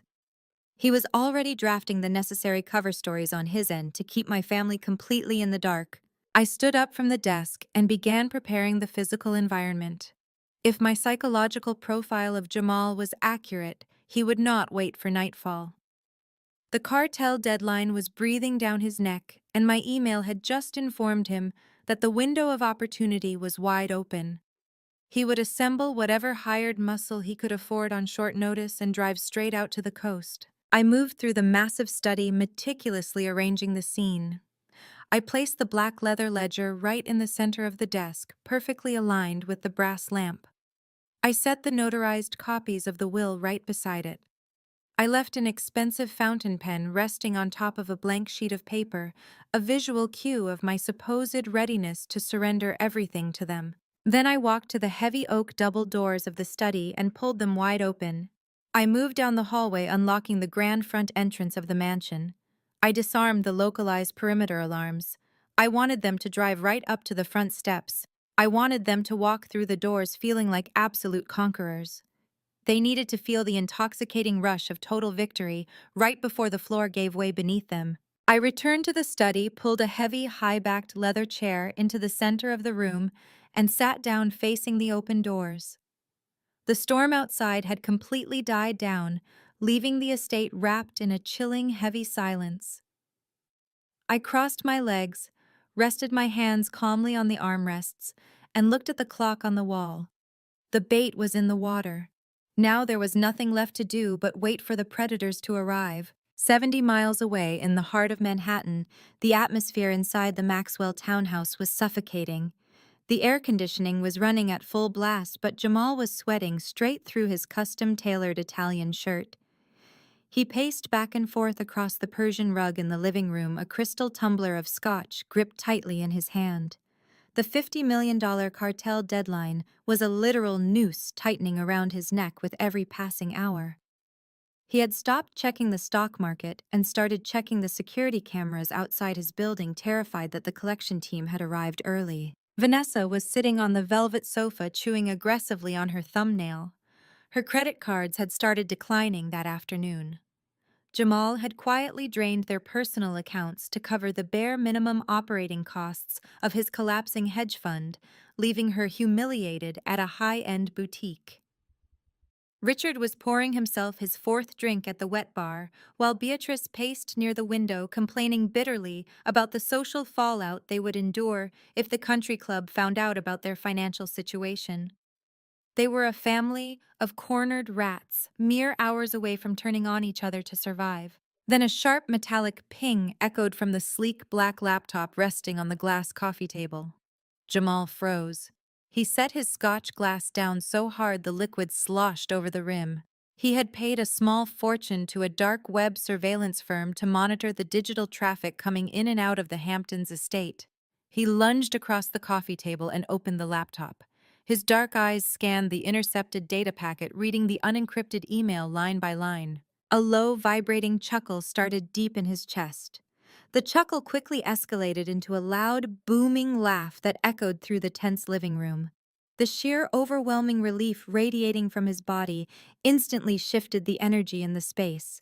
"I told you," Jamal shouted, slamming his hand triumphantly against the edge of the table. "I told you she would crack." Vanessa jumped up from the sofa. "What is it? What did she do?" Jamal spun the laptop around so the entire family could see the screen. He magnified the intercepted email and the attached high-resolution photograph. "Look at this masterpiece of cowardice." She routed it straight through the unsecured local network. "She is begging the lawyer for help. She says she is terrified, completely alone, and ready to sign the transfer papers to make it all stop. And look at the photo. She left the physical ledgers and the original will sitting right on the desk." Beatrice rushed over her designer heels, clicking sharply against the hardwood floor. She read the panicked words Cassidy had deliberately crafted, and a wicked, satisfied smile spread across her face. "She was always such a fragile, pathetic girl," Beatrice sneered, adjusting her silk blouse as her elite arrogance came flooding back.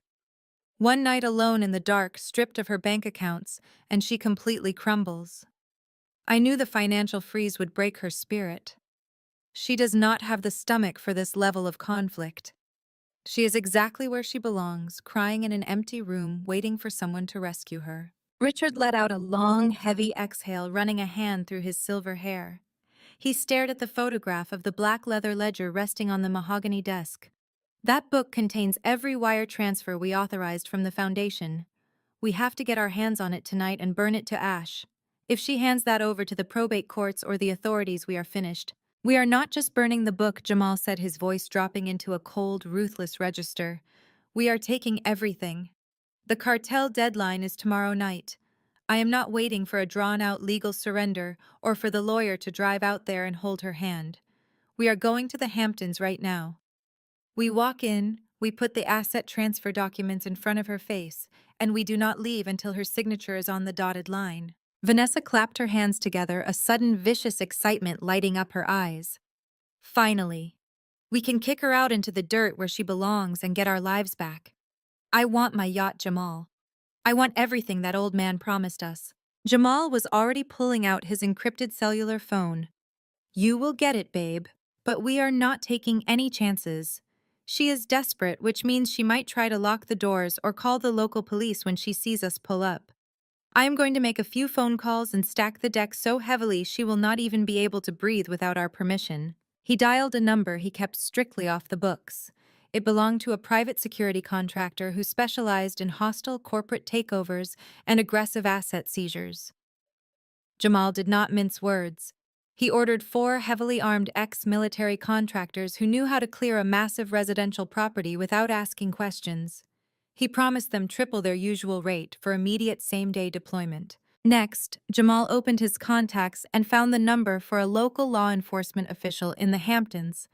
Sheriff Higgins had been on Jamal's payroll for years, accepting generous cash envelopes in exchange for ignoring the noisy, extravagant parties the Maxwell family threw during the summer season. "Sheriff Higgins," Jamal said smoothly when the line connected.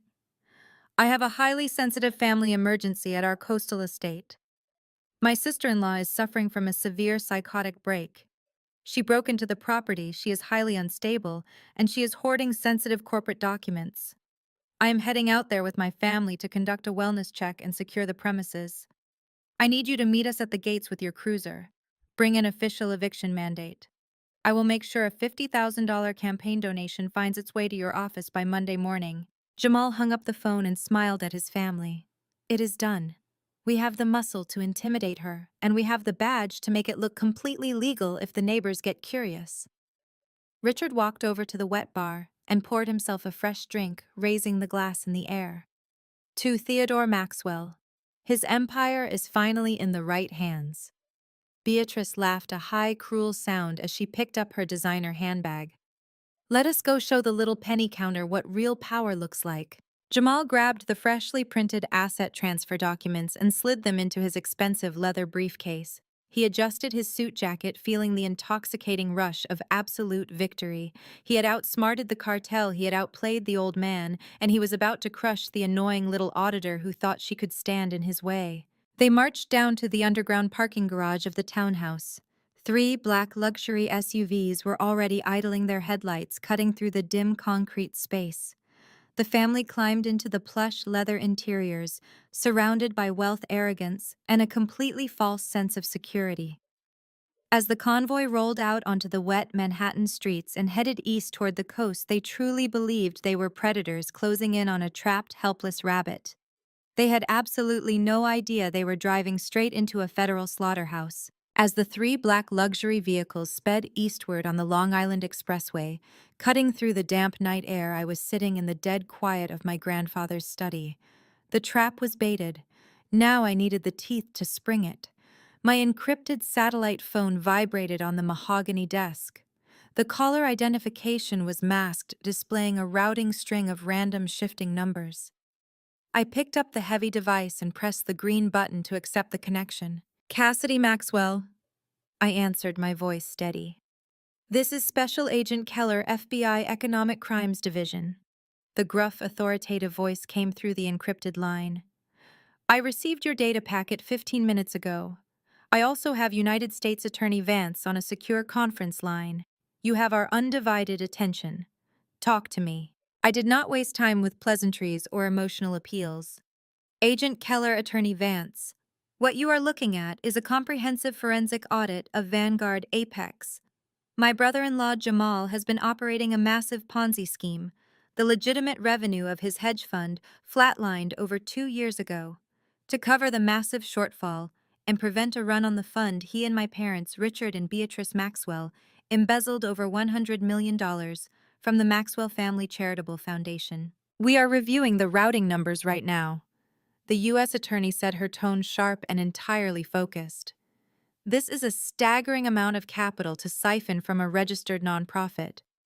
But your email mentioned a cartel and a conspiracy to commit murder. That elevates this from white-collar financial fraud to a RICO case and homicide. Do you have the documentation to back that up?" "Open the folder, labeled Obsidian Global," I instructed, pulling up the corresponding file on my own terminal to guide them.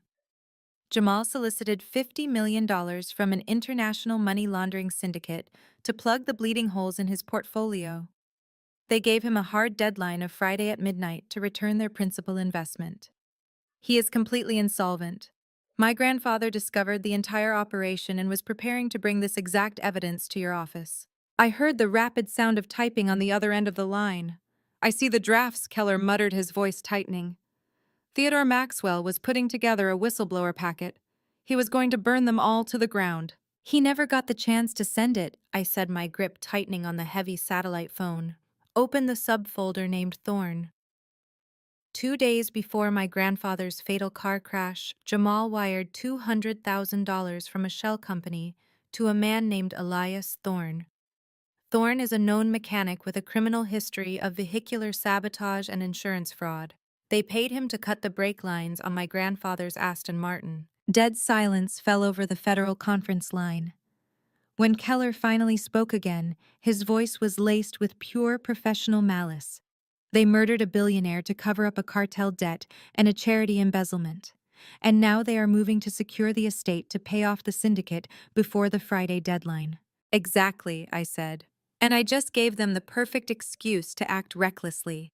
I sent an unencrypted email from the estate network, making it look like I am terrified alone and holding the only physical copies of the evidence. Jamal's surveillance team intercepted it. They are currently en route to the Hamptons.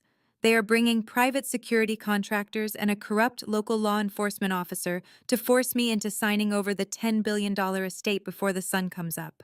A home invasion and forced extortion under the color of law, the U.S. attorney noted. "If we catch them in the act on top of the financial evidence you just provided, they will never see the outside of a federal penitentiary." "I do not just want them caught," I said coldly. "I want them decimated. I want a full federal strike team. I want armored vehicles, tactical gear, and federal warrants. They think they are walking into an empty house to bully a defenseless, crying accountant. I want them to walk into a federal trap. Keller let out a low, sharp breath. You realize the severe danger here, Cassidy. If they are bringing armed contractors and a dirty sheriff, this could easily escalate into a firefight. You are placing yourself directly in the crossfire. I am the bait, I replied without a shred of hesitation. They need my physical signature on the transfer documents. They will not shoot me until they have the paperwork executed. But I need to know you will be in position before they breach the property line. We are mobilizing right now, Keller stated, the sound of organized chaos already echoing in the background of his audio feed.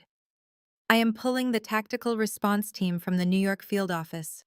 We will approach the estate by sea and air to avoid triggering any early warning systems Jamal might have set up on the main roads. We will infiltrate the perimeter and secure the interior of the mansion before they arrive. What about Elias Thorne? I asked. The mechanic. I am dispatching a unit to kick his door down in Queens as we speak, Keller said ruthlessly.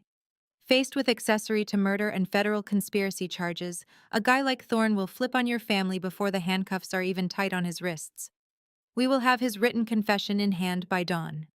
Excellent, I said. Cassidy, the U.S. attorney, interjected, her voice carrying a tone of genuine, profound respect. I have worked with forensic auditors for 20 years. I have never seen a dossier this clean, this devastating, or this thoroughly verified. You have handed us the prosecution of the decade on a silver platter. They threw my belongings into the freezing rain and told me I was dead to them. I replied, staring at the thick oak doors of the study. I am just returning the favor. See you at dawn, Agent Keller. I disconnected the call. The secure satellite phone clicked off, leaving the massive study enveloped in silence once again. I walked over to the mahogany desk and looked at the bait I had meticulously arranged. The black leather ledger, the notarized copies of the will, the expensive fountain pen.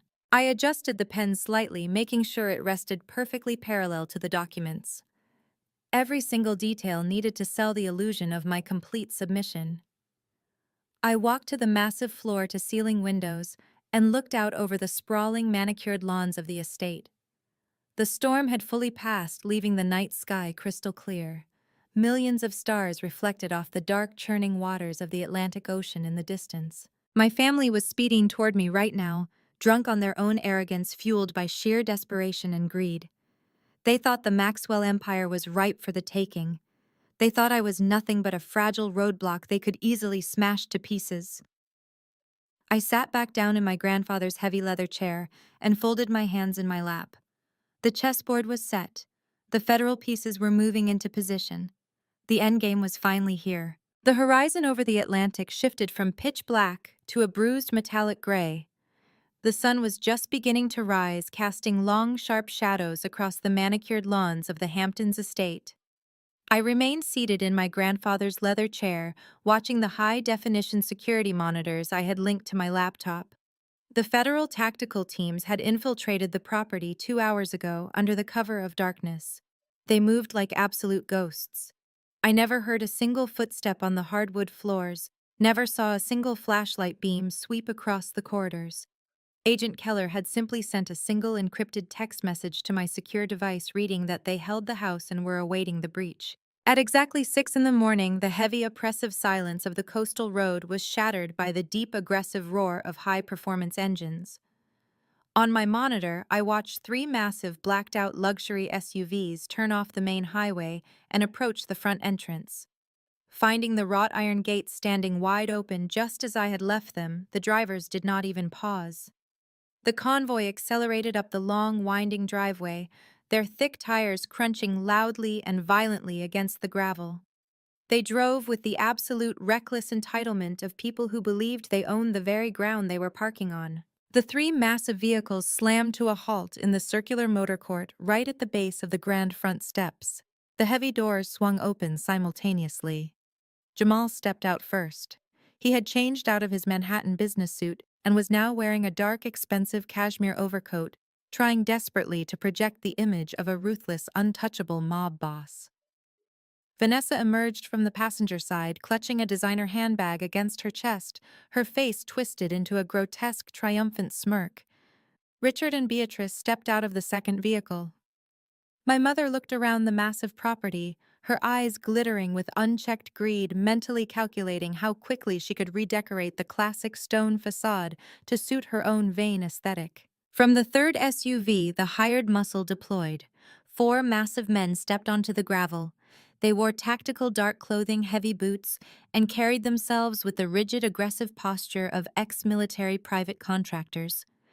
They had sidearms holstered visibly at their hips and held heavy black batons in their hands. They immediately fanned out, taking up intimidating positions at the base of the marble steps, scanning the empty windows of the mansion. They were trying to look like an elite strike force, completely unaware that heavily armed federal agents had sniper rifles trained directly on their chests from the second-floor balconies. Finally, the local law enforcement arrived to legitimize the raid. A heavily marked county cruiser pulled up behind the luxury SUVs, its red and blue lights flashing silently in the cold, gray morning light. Sheriff Higgins stepped out of the driver's seat. He was a bulky, red-faced man whose uniform looked entirely too tight around his waist. He was carrying a thick manila folder and a red and white plastic megaphone. He looked sweaty, shifting nervously from foot to foot, likely thinking about the $50,000 campaign donation Jamal had promised him to make this illegal eviction look like a standard judicial procedure. Sheriff Higgins waddled up the marble steps, standing safely behind the wall of private contractors. He raised the megaphone to his mouth.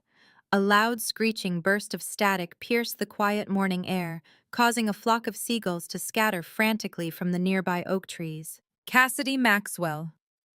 The sheriff's voice boomed, artificially amplified and echoing aggressively off the stone walls of the mansion. This is the county sheriff. I am holding a court-ordered emergency injunction and a temporary conservatorship mandate. You are currently trespassing on restricted property. We have medical personnel on standby. Walk out the front doors with your hands visible. Bring all requested financial and estate documents with you immediately. If you refuse to comply, we are authorized to breach the doors and remove you by physical force. Jamal could not resist the urge to gloat. He snatched the megaphone roughly from the sheriff's hands. He stepped right in front of the armed guards, feeling entirely invincible, believing he had outsmarted a cartel, a billionaire, and the legal system all at once. Cassidy, he shouted, his voice dripping with pure, concentrated venom. The game is over. We froze your accounts. We locked you out of the trusts. You have nowhere to run and nobody to call. Bring the ledger and the will out here right now. If you make my guys break down those doors, I promise you your psychotic break is going to get very physical and very painful. Beatrice stepped up next to him, placing a hand affectionately on his cashmere shoulder. She cupped her hands around her mouth and screamed up at the second-story windows, assuming I was hiding and crying in a bedroom. Do not be an idiot, Cassidy. You brought this entirely on yourself by trying to steal from your own family. Just bring the papers down and sign them. We will have the sheriff escort you to a nice, quiet psychiatric facility where you can get the help you clearly need. Vanessa laughed, a shrill, piercing sound that cut right through the cold morning air. Come on out, little sister. You wanted to play with the big boys, right? Let us see how tough you are when the police are putting you in the back of a squad car. I sat in the study watching their pathetic, noisy circus on the high-definition security feed. The sheer magnitude of their arrogance was staggering. They had brought an illegally bribed cop and a squad of mercenaries to a federal ambush. Jamal was actually holding up the fake asset transfer documents, waving the crisp white papers in the air like a flag of absolute victory. I stood up from my grandfather's leather chair. I smoothed down the front of my gray suit jacket, ensuring there was not a single wrinkle in the fabric. I picked up the blank piece of paper and the expensive fountain pen I had left on the mahogany desk. I walked out of the study, the heavy soles of my shoes clicking steadily against the hardwood floor of the corridor. I moved toward the grand foyer, descending the sweeping marble staircase with slow, deliberate precision. Outside, Jamal was screaming into the megaphone again, his patience wearing thin as the cartel deadline ticked closer in his mind. I am giving you exactly 60 seconds, Cassidy. Then we are kicking the doors off the hinges and dragging you out by your hair. I reached the massive double front doors of the mansion. I placed my hand on the heavy cold brass handle. The air inside the grand foyer was perfectly still. I took one final deep breath, letting the forensic auditor step aside and letting the rightful heir of the Maxwell empire take full control. It was time to open the door. I turned the heavy brass handle and pushed the massive double doors outward. The heavy oak swung open on its reinforced hinges with a deep, resonating groan that instantly silenced the shouting outside. I stepped out onto the sprawling marble portico, the morning breeze catching the edges of my gray suit jacket. I stood at the top of the wide stone steps, looking down at the invading army gathered in my driveway. The contrast was striking. Below me was a chaotic mob fueled by greed, desperation, and raw panic. They had brought armored vehicles, hired mercenaries with batons, and a corrupt law enforcement officer sweating in his tight uniform. I had brought nothing but myself, a blank sheet of printer paper, and an expensive fountain pen resting loosely in my hand. For a few seconds, nobody moved. The sheer shock of seeing me stand there perfectly composed and entirely dry-eyed momentarily paralyzed them. They had expected to find a weeping, broken woman huddled on the floor begging for a truce. Instead, they found the sole owner of a $10 billion empire looking down at them with the detached clinical observation of a scientist examining a petri dish of highly predictable parasites. Beatrice was the first to recover from the shock. She pushed her way past one of the armed contractors, her designer heels clicking sharply against the gravel as she marched to the bottom of the marble steps. She looked up at me, her face twisting into a sneer of absolute concentrated contempt. "Look at you," Beatrice spat, her voice echoing across the quiet coastal property. "You are actually trying to look brave. It is pathetic, Cassidy. It really is. You thought you could lock yourself in this mansion and play billionaire for a night. You thought holding a piece of paper signed by a senile old man magically made you our equal." I did not respond. I simply watched her, letting the silence amplify her rising hysteria. I knew she was a woman who stole millions from pediatric cancer charities, yet she stood there acting morally superior. "You are a joke," Beatrice continued, taking a step up the stairs, her voice growing louder and more vicious. "You have always been a joke. You sit in a gray cubicle under fluorescent lights counting other people's money. You are a glorified human calculator. You do not have the intelligence, the pedigree, or the spine to manage a global corporate empire. If you actually took control of Maxwell Holdings, you would bankrupt the entire legacy in a month. You lack the vision. You lack the ruthlessness. You are nothing but a minor bureaucratic annoyance, and you are currently trespassing in my house." She gestured wildly to the massive stone facade behind me. "This belongs to me. I am Theodore Maxwell's only daughter. I am the rightful heir. You are just a glitch in the paperwork, a temporary inconvenience that we are fixing today." Vanessa stepped up right beside our mother, feeding off the aggressive energy. She crossed her arms, her diamond rings catching the morning light. "You really thought you outsmarted us, did you not?" Vanessa laughed, a harsh grating sound. "How was your night in the dark, little sister? Did you enjoy finding out that $10 billion on paper means absolutely nothing when your bank accounts are frozen solid? You are entirely broke. You cannot even afford to order a pizza right now, let alone hire a lawyer to fight us." Richard moved to flank his wife, his face flushed with arrogant satisfaction. "It is over, Cassidy." He spoke with the condescending tone of a parent scolding a toddler. "We warned you what would happen if you defied the family. We told you we would cut off your resources.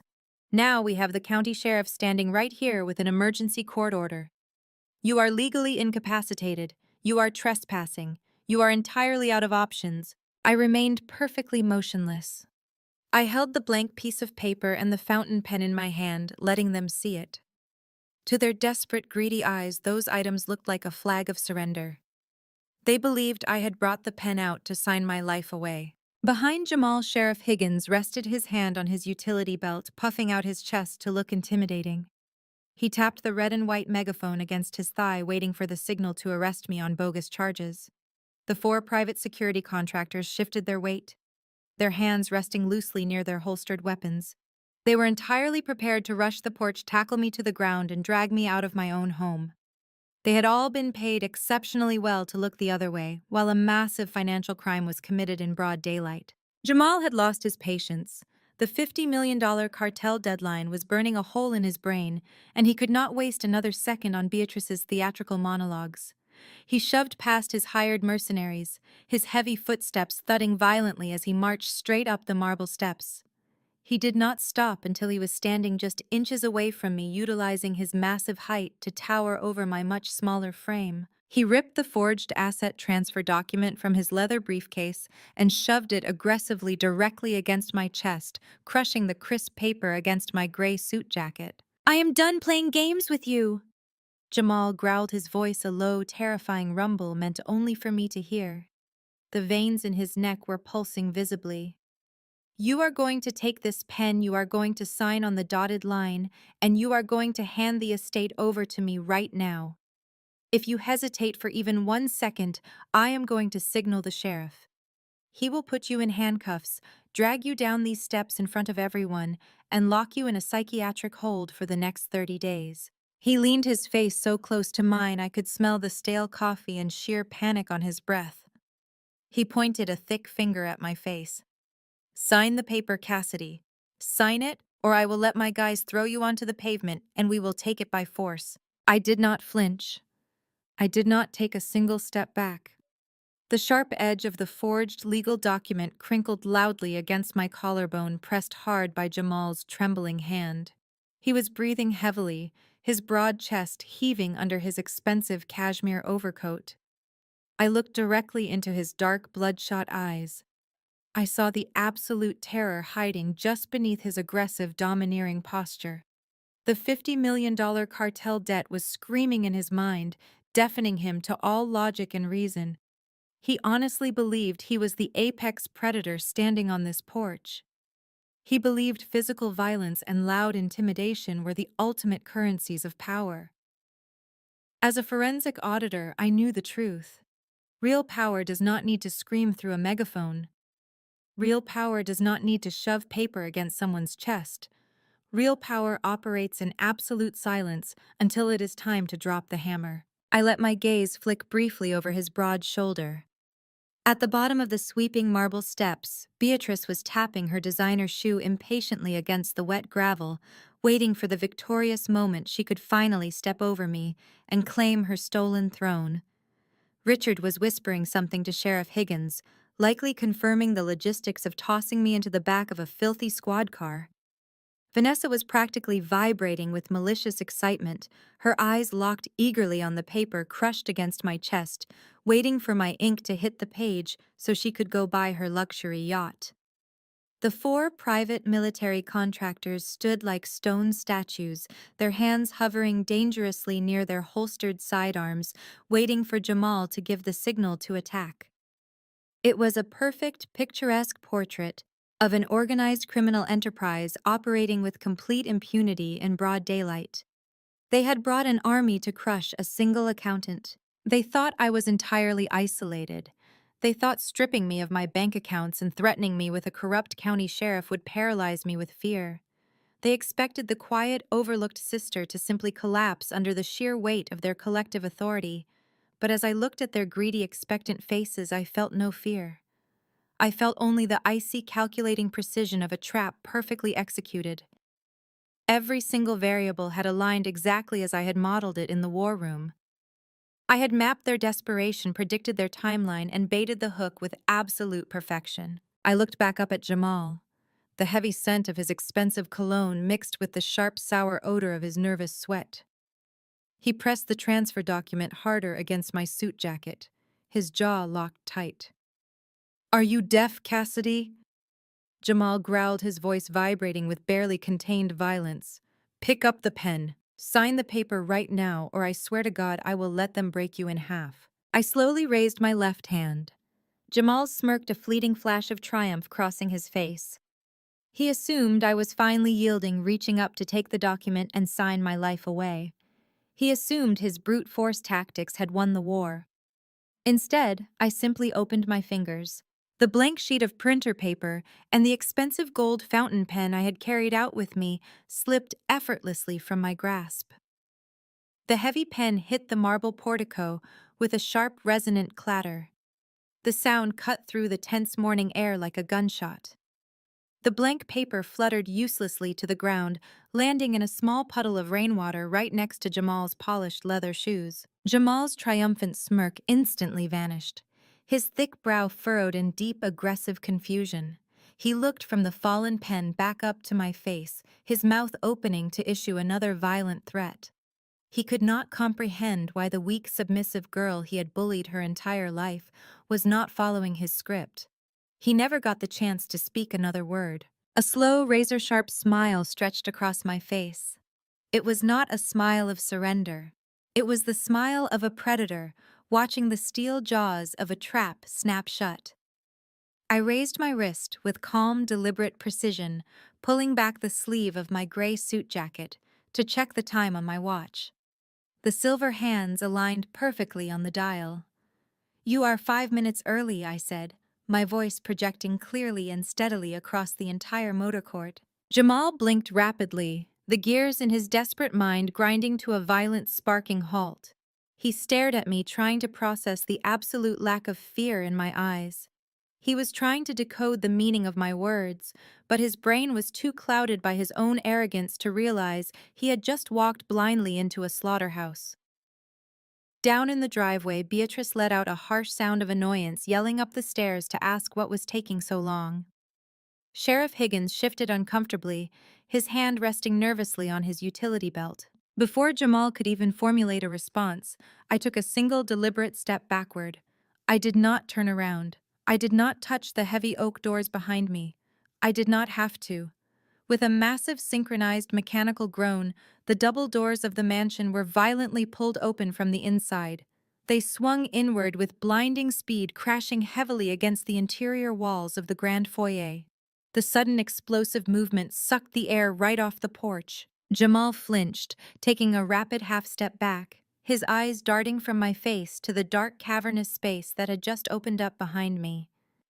The morning sunlight poured into the grand entryway, cutting through the shadows and illuminating the absolute nightmare I had been hiding inside. The arrogant swagger completely drained from Jamal's body in a fraction of a second. The transfer paper he had been pressing against my chest slipped from his trembling hand, joining my blank sheet of paper in the mud. He was no longer looking at a helpless accountant. He was staring directly into the terrifying, overwhelming force of the United States federal government, fully armed, armored, and ready to annihilate his entire world. Stepping out from the shadows of the grand foyer was a solid wall of tactical body armor and federal authority. Over a dozen heavily armed agents from the Federal Bureau of Investigation poured onto the marble portico, fanning out with synchronized military precision. The bold yellow letters spelling FBI across their tactical windbreakers stood out in stark contrast against the classic stone architecture of the mansion. They carried high-powered rifles, their expressions completely hidden behind dark ballistic visors and helmets. The sheer physical presence of the federal strike team instantly dwarfed Jamal's hired muscle. Leading the pack was Special Agent Keller. He did not wear tactical gear. He wore a sharp charcoal gray suit, looking every bit the ruthless apex predator of the Economic Crimes Division. He stepped out onto the porch right beside me, his posture exuding an absolute, unshakable command of the situation. Standing to his left was the United States Attorney, a formidable woman, holding a thick stack of federal warrants secured to a heavy clipboard. Jamal stumbled backward, his polished leather shoes slipping on the wet marble steps. He hit the railing hard, his massive frame suddenly looking incredibly small and fragile. His mouth opened and closed, but no sound came out. The aggressive, bullying hedge fund manager had been instantly vaporized, replaced by a terrified man realizing his entire criminal empire had just been seized by the federal government. Down in the motor court, the ripple effect of the federal presence was immediate and deeply satisfying. The 4 private military contractors Jamal had hired to intimidate me took exactly one look at the FBI strike team and made a rapid career-saving calculation. They did not reach for their holstered weapons. They did not try to negotiate. They immediately raised their hands high in the air, stepped away from the luxury vehicles, and dropped to their knees on the wet gravel. They knew the difference between a wealthy client paying for an illegal eviction and a federal mandate authorizing deadly force. Sheriff Higgins, the corrupt local officer expecting a $50,000 campaign donation, turned the color of spoiled milk. The red and white plastic megaphone slipped from his sweaty grip, clattering loudly against the driveway. He raised his hands, his entire body trembling, as two federal agents moved swiftly down the stairs to secure him, stripping his badge and sidearm before he could even utter a word of protest. Beatrice and Richard stood completely frozen by the third SUV. My mother's eyes were wide with a terror I had never seen before. Her designer handbag slipped from her shoulder, hitting the muddy ground. Richard looked like he was having a physical medical emergency, his chest heaving as he stared at the federal agents pouring out of the house he thought he was about to conquer. Vanessa grabbed her father's arm, letting out a high, panicked, whimpering sound, her elite arrogance completely shattered. Special Agent Keller stepped to the edge of the portico and looked down at the terrified group. Jamal Maxwell, Richard Maxwell, Beatrice Maxwell, and Vanessa Maxwell. Keller's voice boomed across the property, carrying a cold metallic authority that required no megaphone. This property is currently under the jurisdiction of the Federal Bureau of Investigation. You are all subjects of a massive federal probe involving wire fraud, money laundering, and the embezzlement of over $100 million from the Maxwell Family Charitable Foundation. The United States Attorney stepped forward, raising the heavy clipboard. We hold federal warrants for your immediate arrest, and we have already secured injunctions freezing every single domestic and offshore asset tied to Vanguard Apex and your personal holdings. Your financial networks have been entirely seized. You have zero access to capital, zero access to private flights, and zero leverage. Jamal gripped the marble railing, his knuckles turning white. He shook his head frantically, trying desperately to construct a defense. "This is a mistake," Jamal stammered, his voice cracking wildly. "You have no proof." She manipulated the data. "Cassidy is a disgruntled heir. She forged those ledgers to frame us. We are legitimate investors." Richard found his voice, stepping forward with a pathetic display of false confidence. "Agent, I demand to speak to my attorneys. You are trespassing on a family dispute. My daughter is mentally unstable and trying to steal our legacy. There is absolutely no proof of any financial crimes here." I smiled, glancing at Agent Keller.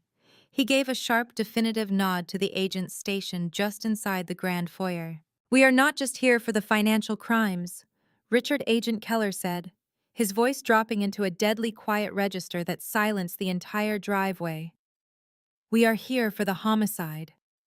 The blood completely drained from Richard's face. Beatrice let out a choked, horrific gasp, taking a step backward and colliding hard with the side of the SUV. Jamal's knees buckled slightly, his massive frame sliding down the marble railing as the gravity of the word homicide hit him. "Bring him out," Keller commanded over his shoulder. Two heavily armed agents stepped out from the shadows of the mansion's interior. They were not alone. Walking between them, his hands shackled heavily behind his back and his feet bound by chains, was a man wearing a bright orange Federal Holding Facility jumpsuit. He looked battered, exhausted, and entirely defeated. It was Elias Thorne, the mechanic. The instant Jamal and Richard saw Thorne standing on the portico surrounded by federal agents, their remaining shred of defiance completely evaporated. They knew exactly who he was, and they knew exactly what his presence here meant. "We kicked his door down in Queens at 3 in the morning, Keller announced, gesturing to the shackled mechanic. "Confronted with a mountain of offshore wire transfer receipts provided by your niece, Mr. Thorne, decided to be highly cooperative to avoid the death penalty. He provided a full recorded and signed confession before the sun even came up. He admitted that Jamal and Richard Maxwell paid him $200,000 through a Cyprus shell company to sever the brake lines on Theodore Maxwell's vehicle." I stepped forward, moving right to the edge of the top step, looking down at the people who shared my blood. "You thought you were so incredibly smart," I said, my voice ringing out with absolute clarity. "You thought you could murder my grandfather to stop his SEC audit. You thought you could steal a $10 billion estate to pay off your cartel debt. You thought throwing my clothes into the freezing rain would break me. But you forgot one crucial detail. You forgot that my grandfather trained me to hunt parasites just like you. Thorne looked down at Jamal and Richard. I gave them everything, the mechanic muttered, his voice hoarse and broken. The offshore routing numbers, the burner phones, the meeting we had in the parking garage. It is over. They have all of it. Vanessa. You texted me yesterday asking how it felt to be a billionaire who could not afford a cup of coffee. I called down to my sister, who was now weeping uncontrollably against the SUV tire. I feel perfectly fine. But I highly recommend you start worrying about how you are going to explain to an international money laundering syndicate that the $50 million you owe them by midnight tomorrow has just been seized by the United States government. The feds will protect you in a maximum security cell, but your luxury lifestyle is officially dead. The reality of their situation crashed down upon the family with the force of a falling building. They were not going to a country club. They were not going to fight a drawn-out legal battle in a comfortable Manhattan courtroom. They were going to federal prison for conspiracy to commit murder, and they were going to do it completely broke. Arrest them all, Keller commanded. The tactical agents surged forward down the marble steps, pulling heavy steel handcuffs from their tactical vests. The endgame had officially arrived, and it was glorious. The instant the tactical agents moved, the last shred of Jamal's false bravado shattered. His survival instinct, honed by years of dodging financial regulators and manipulating high-net-worth clients, finally short-circuited. He looked at the approaching agents, looked at the mechanic standing in orange federal shackles, and completely snapped. He dropped his expensive leather briefcase. The forged transfer documents fluttered uselessly into the wet gravel. Jamal spun on his heel and sprinted frantically toward the eastern perimeter of the estate, aiming for the dense line of oak trees that bordered the coastal highway. It was a pathetic, desperate display. A man wearing a $3,000 cashmere overcoat and polished Italian loafers was never going to outrun highly trained federal agents wearing combat boots and tactical gear. He made it exactly 40 yards across the manicured front lawn before a massive agent closed the distance. The agent launched forward, tackling Jamal around the waist with the sheer force of a freight train. They hit the wet, muddy grass with a heavy bone-crunching thud. Jamal let out a sharp cry as the air was violently driven from his lungs. "Get your hands behind your back!" the agent roared, driving his knee squarely between Jamal's shoulder blades. Jamal thrashed wildly, his expensive coat tearing against the mud. "You cannot do this to me!" Jamal screamed, spitting dirt from his mouth.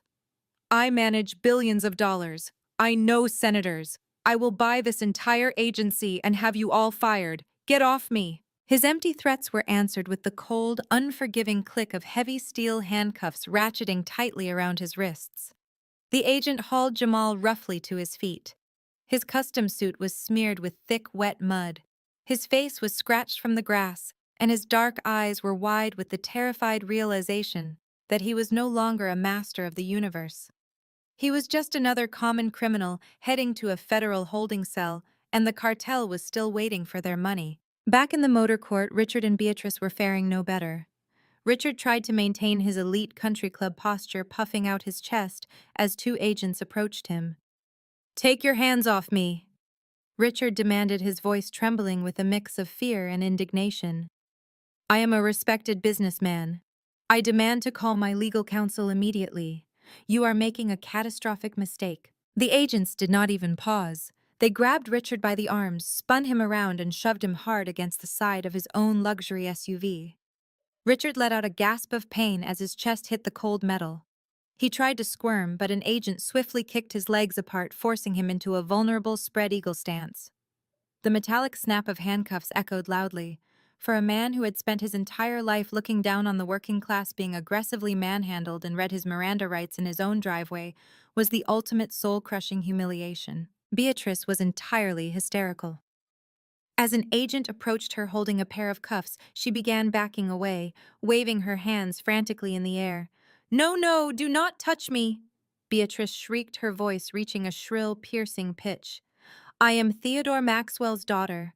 I am a prominent member of the Manhattan elite. I host charity galas. You cannot put me in handcuffs. I will not be paraded around like an animal. Cassidy, tell them to stop. Tell them there has been a mistake. She looked up at me, her eyes wild, silently begging me to call off the federal strike team. I stood at the top of the marble steps, my hands resting calmly at my sides. I did not blink. I did not offer a single word of salvation. I simply watched as the agent grabbed her wrists, pulled them firmly behind her back, and locked the steel cuffs in place. Beatrice let out a loud, pathetic sob, her knees buckling slightly as the reality of federal prison finally broke through her impenetrable wall of vanity. All her designer clothes, all her social standing, all her stolen charity funds had utterly failed to protect her from the consequences of her own actions. Then there was Vanessa, my older sister, the undisputed golden child who had spent 33 years mocking my career, tearing down my confidence and treating me like an ugly, insignificant stain on the family portrait. She had watched her husband get driven into the mud. She had watched her parents get pinned against their vehicles. The sheer terror of her new reality hit her like a physical blow. Her legs gave out completely. She collapsed onto the wet gravel, scraping her bare knees, her designer handbag tumbling uselessly into a puddle. Vanessa looked up at me, tears streaming rapidly down her face, ruining her perfect, expensive makeup. She scrambled forward on her hands and knees, ignoring the sharp rocks cutting into her skin. She stopped at the bottom of the marble steps, looking up at me with absolute desperate panic. Cassidy. Please, Vanessa sobbed, her voice cracking as she choked on her own tears. Please, you have to stop this. You cannot let them take us away. Jamal is just stressed. He made bad investments, but he is a good person. We can give you the money back. We can fix it. I slowly walked down the marble steps, the heels of my shoes clicking deliberately against the stone. I stopped on the second step from the bottom, looking down at the sister who had texted me just hours ago to mock my frozen bank accounts. You cannot do this to me, Vanessa cried, reaching out with shaking hands, pleading for mercy she had never once shown me. I am pregnant. I am carrying your niece or nephew. We are blood, Cassidy. We are blood. Please have a heart. I looked down at her kneeling in the dirt. I felt no triumph in her tears, only the cold, clinical satisfaction of a balanced ledger. Blood. I repeated, my voice dropping into a quiet, razor-sharp whisper that cut right through her sobbing. That is an interesting word for you to use today, Vanessa. Blood meant absolutely nothing to you yesterday when you and our mother threw my belongings into the freezing rain and told me I was dead to you. Blood meant nothing to you when you conspired to steal $100 million from dying children to pay off a cartel. And blood meant absolutely nothing to you when you hired a mechanic to cut the brake lines on our grandfather's car. Vanessa flinched violently, her eyes widening in pure horror as I vocalized the murder plot. She opened her mouth to deny it, to spin another lie, but the words died in her throat. She knew I had the evidence. She knew I had cracked the encrypted drive. She knew it was entirely over. You chose greed over blood a long time ago. I continued, my tone devoid of any sympathy. You dug your own grave, Vanessa. Now you get to lie in it. I turned my gaze to the federal agent standing just behind her. Take her away. The agent stepped forward, pulling Vanessa up by her arms, despite her frantic, hysterical screaming. The handcuffs snapped shut around her wrists. I turned my back on the pathetic scene, walking slowly up the marble steps toward the grand entrance of my $10 billion estate. The screaming, the crying, and the desperate begging faded into the background, drowned out by the absolute certainty that justice had finally been served. 6 months passed since that cold gray morning in the Hamptons. The wheels of federal justice are known to grind slowly, but when they are fueled by a pristine, irrefutable mountain of forensic evidence, they crush everything in their path with terrifying speed. Jamal, Richard, and Beatrice did not even make it to a dramatic, highly publicized trial. Faced with Elias Thorne's signed confession, the perfectly mapped transaction logs of the charity embezzlement, and the intercepted cartel communications, I had handed to the FBI. Their high-priced defense attorneys took one look at the discovery files and immediately folded. They knew there was no escaping the trap I had built. The lawyers advised their clients to take blind plea deals just to avoid the death penalty for conspiracy to commit murder. I sat in the back row of the federal courthouse in Manhattan on the day of their sentencing. The judge, an uncompromising man with zero tolerance for white-collar predators, looked down at my family with absolute disgust. He openly condemned their blatant theft from pediatric cancer funds and their cowardly assassination of Theodore Maxwell. All three received 25-year sentences in maximum security federal penitentiaries with absolutely no possibility of parole. I watched as the heavy steel chains were secured around their waists and ankles. Beatrice wept bitterly, looking frantically around the gallery for any sympathetic faces from her elite social circles, but those seats were entirely empty. They had traded their custom-tailored suits and country club memberships for orange jumpsuits and concrete walls. They would spend the rest of their natural lives locked in cages, completely stripped of the wealth and status they had killed to protect. Vanessa managed to avoid a prison sentence, but her punishment was arguably more poetic. The federal prosecutors determined she was too ignorant of the actual mechanics of the financial fraud and the assassination plot to be charged as a direct co-conspirator. However, the federal government's asset forfeiture division was not nearly as forgiving. The feds aggressively clawed back every single cent Jamal had stolen. They seized all of Vanessa's joint bank accounts, liquidated her extensive jewelry collection, auctioned off her designer wardrobes, and repossessed her luxury vehicles. Completely bankrupted and publicly disgraced, she was instantly shunned by every socialite circle in New York.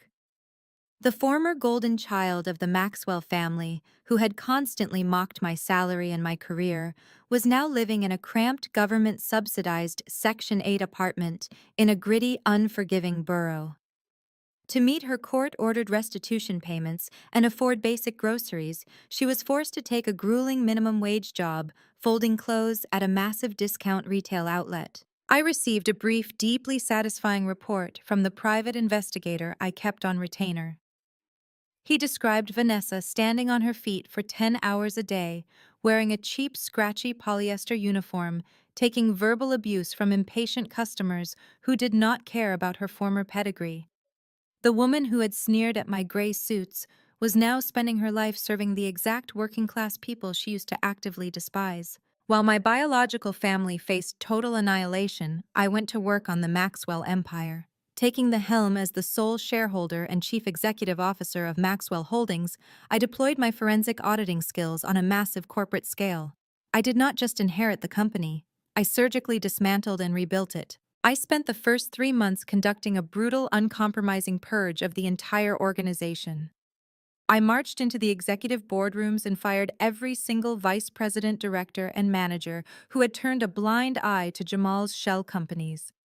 I handed their internal communications over to the Securities and Exchange Commission and watched them get escorted out of the building by corporate security. I closed the offshore tax loopholes, restructured the global investment portfolios, and rebuilt the company's financial infrastructure with a level of absolute ironclad transparency that shocked Wall Street. I transformed the enterprise from a bloated, vulnerable target into a lethal, impenetrable fortress of legitimate capital. But I did not just protect the money, I weaponized it. Honoring the true spirit of my grandfather's legacy, I established a massive, heavily funded foundation dedicated entirely to providing elite legal and forensic accounting resources to victims of financial abuse and corporate fraud. We hired the best financial investigators in the country. We hunted down predators who operated in the shadows of high finance, using my grandfather's wealth to tear apart the very same kind of parasites that had infected our own family. We gave a voice and a sword to people who had been swindled, extorted, and silenced by corrupt elites. Today is my 34th birthday. I am standing in the penthouse CEO suite of the Maxwell Holdings Tower in Lower Manhattan. The floor-to-ceiling glass windows offer a breathtaking, unobstructed view of the New York City skyline. The city below is a sprawling grid of ambition, greed, and power, pulsing with the constant chaotic flow of money. Millions of people are rushing through those streets, chasing wealth, chasing status, and trying to build their own empires. I take a sip of dark, bitter coffee from a simple ceramic mug, feeling the quiet, absolute authority radiating through the massive office. My desk is clear of clutter, save for a single framed photograph of me and my grandfather, the same photograph I had rescued from the muddy lawn in the pouring rain 6 months ago. The glass has been replaced, but the memory of that day remains razor sharp. I do not need a luxury yacht in Monaco to prove my worth. I do not need the fake, superficial smiles of country club elites to validate my existence. I look out over the endless horizon, the undisputed master of a $10 billion empire. They thought they could break the quiet accountant. They thought they could bully me into submission and steal a legacy they did not earn. Instead, they handed me the keys to the kingdom. The forensic audit is complete, the ledger is finally balanced, and the accounts are settled in full. The story of Cassidy illustrates that true power resides not in loud arrogance or stolen wealth, but in quiet preparation and unwavering integrity. Her toxic family believed they could crush her by stripping away her financial access, fundamentally underestimating the resilience she built through years of neglect. As an AI, I see a clear, grounded reality here. While you cannot control how others treat you, you completely control your preparation and response. Emotional and financial independence serve as your ultimate shields against manipulation. Take control of your own narrative today and share how you've overcome toxic environments in the comments below.